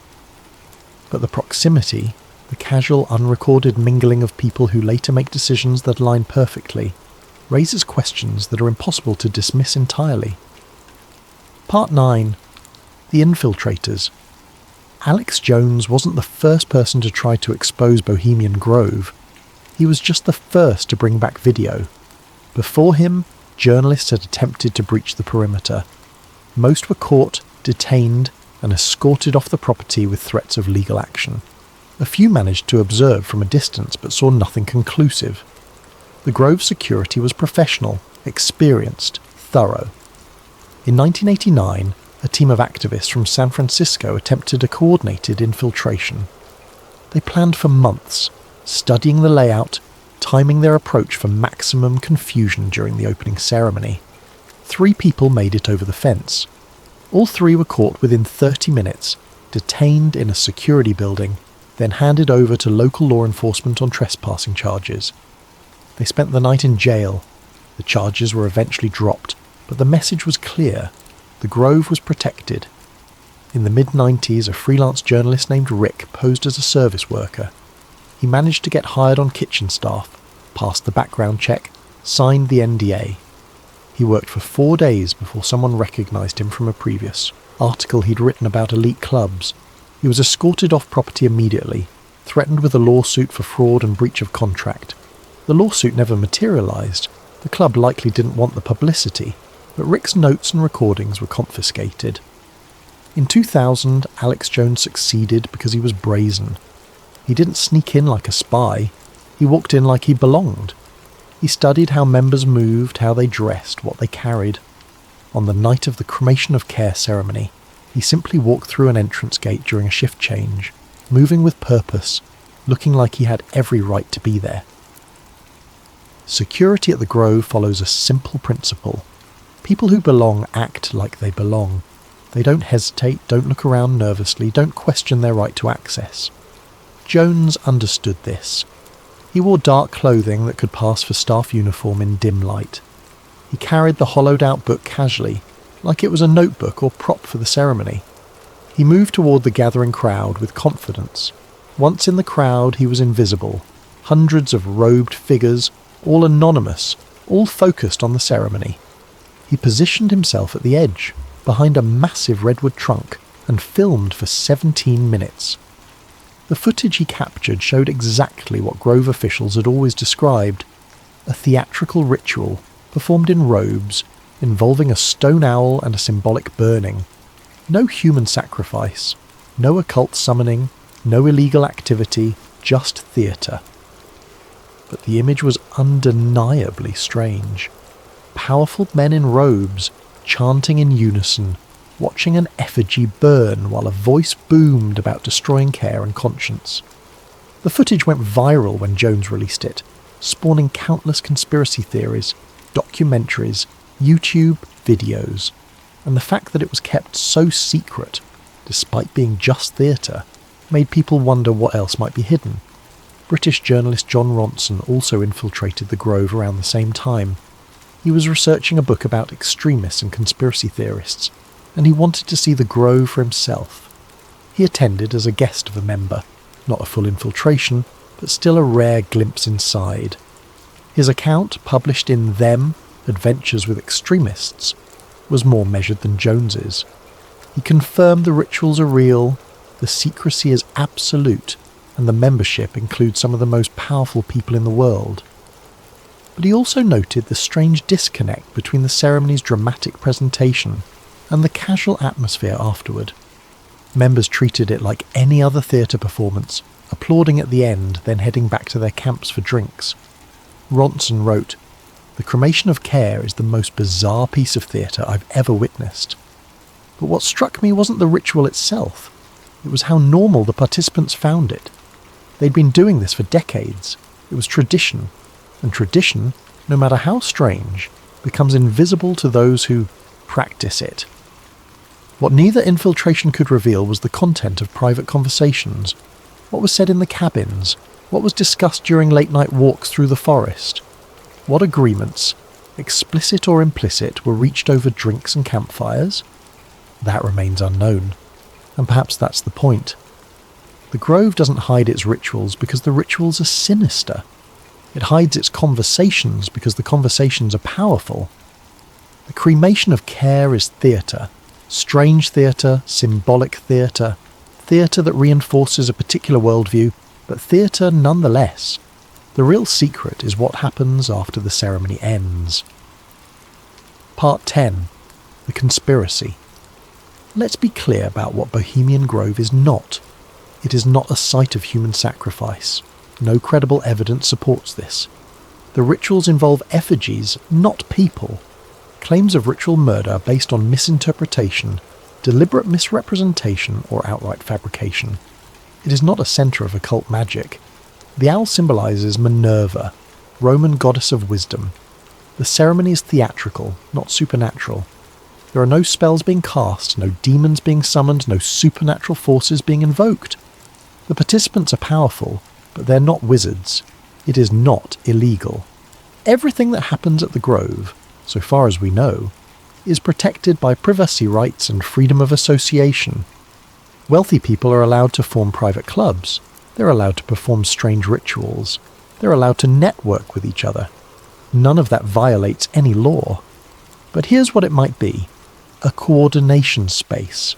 A place where people who control industries, governments, and militaries can speak freely, without record, without oversight, and without the constraints of public accountability. Think about how policy normally works in a democracy. Proposed legislation is debated publicly. Congressional hearings are held. Interest groups lobby openly. The press covers developments. Citizens can track how their representatives vote, can pressure them, can vote them out if they disagree with their decisions. But what happens when the people making policy, or influencing those who make policy, can meet privately to coordinate positions before any public process begins? What happens when a CEO and a senator can agree on environmental regulations before any bill is introduced, ensuring the final legislation will benefit the CEO's company? What happens when a general and a defense contractor can discuss weapon systems before any Pentagon procurement process begins, ensuring the contractor's bid will be favoured? What happens when industry executives can brief politicians on their preferred policies, provide talking points, coordinate strategies, all before any congressional debate occurs? That's not illegal. But it subverts the democratic process. It creates a shadow channel where decisions are shaped before the public even knows there's a decision to be made. The Grove provides that channel, a bonding mechanism. Shared rituals create loyalty. When you've stood beside someone in a robe, chanting at an owl statue, you've shared something strange and intimate. That creates trust. That creates obligation. Psychological research on group bonding is clear. Shared experiences, especially unusual or emotionally significant experiences, create strong social ties. Military units use shared hardship to build cohesion. Fraternities use initiation rituals to create loyalty. Religious communities use ceremonies to reinforce belonging. The Bohemian Grove's rituals serve the same function. When a CEO and a politician participate in the cremation of care together, they're not just watching theatre, They're engaging in a shared ritual that marks them as part of the same tribe. They're members of the same exclusive club. They've participated in the same strange ceremony. That creates a bond that transcends professional relationships. And bonds create obligations. If you're a senator and you need to make a decision that will affect a company, and the CEO of that company is a fellow Grove member who stood beside you at the cremation of care, that relationship affects your thinking. Not overtly, not through explicit corruption, but through the subtle influence of social connection, a pressure release valve. The cremation of care isn't just symbolic fun, it's a psychological tool. It tells participants they can temporarily shed moral weight, and if you're making decisions that affect millions of lives, that kind of psychological permission might be useful. Consider what these men do in their normal lives. CEOs make decisions that result in layoffs, that prioritise shareholders over workers, that externalise environmental costs onto communities. Politicians make decisions that send soldiers to war, that cut social programmes to reduce deficits, that protect certain industries while others struggle. Generals make decisions that result in deaths, enemy deaths, civilian deaths, sometimes the deaths of their own troops. Those decisions have moral weight. Human psychology requires us to either justify those decisions or carry guilt about them. The cremation of care offers a third option: ritualise permission to stop caring, even temporarily, even symbolically. It's not that Grove members are cartoonishly evil, cackling as they burn effigies and plot world domination. It's that they've created a space where moral consideration can be set aside, where strategic thinking can proceed without the burden of conscience, where decisions can be made purely on the basis of power and benefit. None of this is provable, but correlation is compelling. When the same people who attend Bohemian Grove later shape policy, wage wars, shift economies, and redefine global power structures, and when those decisions consistently benefit the same small circle of attendees, questions are inevitable. The conspiracy isn't that they're worshipping Satan or performing dark magic. The conspiracy is that they've created a space where power can coordinate without accountability, where relationships can be built that transcend democratic oversight, where decisions can be shaped before the public even knows there's a decision to be made. That's subtle, that's sophisticated, that's far more disturbing than any ritual. Part 11. The present. Bohemian Grove still meets every summer. 2 weeks in July. Same location, same rituals, same secrecy. The encampment now occurs in the age of social media, satellite imagery, and ubiquitous surveillance technology.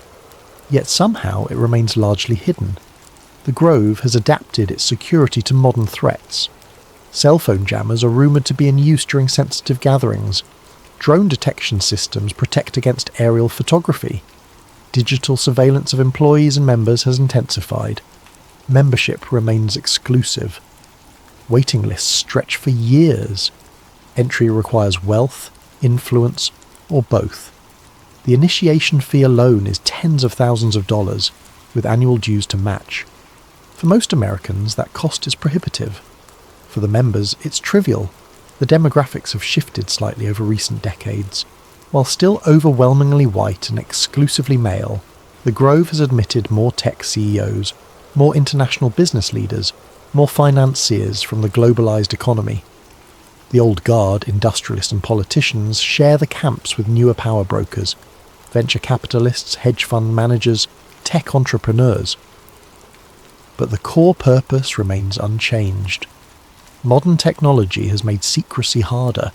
Satellite imagery shows the layout. Anyone with Google Earth can see the camps, the stages, even the owl statue. Leaked membership lists circulate online, though the Grove denies their accuracy. Former staff occasionally break their NDAs and share fragments of stories, usually anonymously, usually with little concrete detail. But the core remains locked. No one outside the Grove knows what is said there. No one knows what deals are discussed. No one knows what coordination happens between the people who control the levers of power. In 2008, during the encampment, the financial crisis was already building. Members that summer included executives from banks that would soon fail, regulators who would be tasked with managing the collapse, politicians who would vote on bailout packages, What was discussed? What preparations were made? What understandings were reached about how the crisis would be managed? We don't know. In 2016, during the encampment, the presidential campaign was reaching its climax. Members included political operatives, major donors, media executives who would cover the race. What was discussed? What strategies were coordinated? What narratives were agreed upon? We don't know. In 2020, the encampment was cancelled due to the pandemic. For the first time in over a century, the Grove didn't meet. But in 2021, it resumed. Members included pharmaceutical executives, public health officials, politicians dealing with pandemic response. What was discussed about vaccine policy, about mandates, about the balance between public health and economic concerns? We don't know. And that's the real conspiracy. Not devil worship, not occult magic, not human sacrifice. Just power, gathering in private, away from scrutiny, talking without record. Epilogue, the question. Here's what we know for certain. Bohemian Grove exists. This isn't speculation or conspiracy theory. It's a registered private club with a physical address, property deeds, tax records. The world's most powerful men meet there every summer. Membership lists, partial, sometimes outdated but largely accurate, have been leaked over the years. They confirm the presence of presidents, cabinet members, Supreme Court justices, generals, intelligence directors, CEOs of Fortune 500 companies. They perform rituals involving a stone owl and symbolic burning. Alex Jones's footage confirmed this. John Ronson's account confirmed this. Even the Grove's official materials acknowledge the cremation of care ceremony. They enforce absolute secrecy. The rules are documented, the NDAs are real. The security is professional and serious. They have done this for over a century. Bohemian Grove's annual encampments began in 1899 and have continued with only rare interruptions ever since. Major historical events, the Manhattan Project, political coups, economic shifts, wars, have followed closely after Grove gatherings, involving people who attended those gatherings. The correlations are documented in historical records, biographies, declassified documents. Here's what we don't know, what they talk about. No recordings exist, no transcripts, no leaked documents describing specific conversations. What they decide. Do explicit agreements get made? Or is it all just informal networking? We don't know. What they coordinate. Are strategies developed at the Grove later implemented in policy? Or are the connections purely social? We don't know. Whether any of it is illegal. Nothing we know about the Grove involves criminal activity. But legality and ethics aren't the same thing. Whether any of it should concern us. Is this just how power works in any society? Or is it a subversion of democratic principles? Reasonable people disagree. So the question isn't really, what happens at Bohemian Grove? The question is, why does the world's leadership need a place where no records exist? Think about that for a moment. These are people who run countries, corporations, militaries. Their decisions affect billions of people. Their policies shape economies, determine which nations prosper and which struggle, influence whether wars are fought or peace is maintained. Shouldn't those decisions be made transparently? Shouldn't the conversations that lead to those decisions be documented? Shouldn't the public have some window into how power is exercised on their behalf? The Grove's defenders argue that powerful people deserve privacy, that they need a space to speak freely without every word being analysed, that informal relationships and frank conversations are necessary for effective leadership. And there's truth in that, but there's also danger in it, because power without accountability tends toward abuse. Not always, not necessarily. But the tendency is there. Human psychology is clear on this. People in positions of power, insulated from consequences, gradually come to see their own interests and the public interest as identical. The Grove provides that insulation. It creates a space where the powerful can meet without oversight, can form relationships without transparency, can coordinate without accountability. Is it harmless networking? Is it strategic coordination?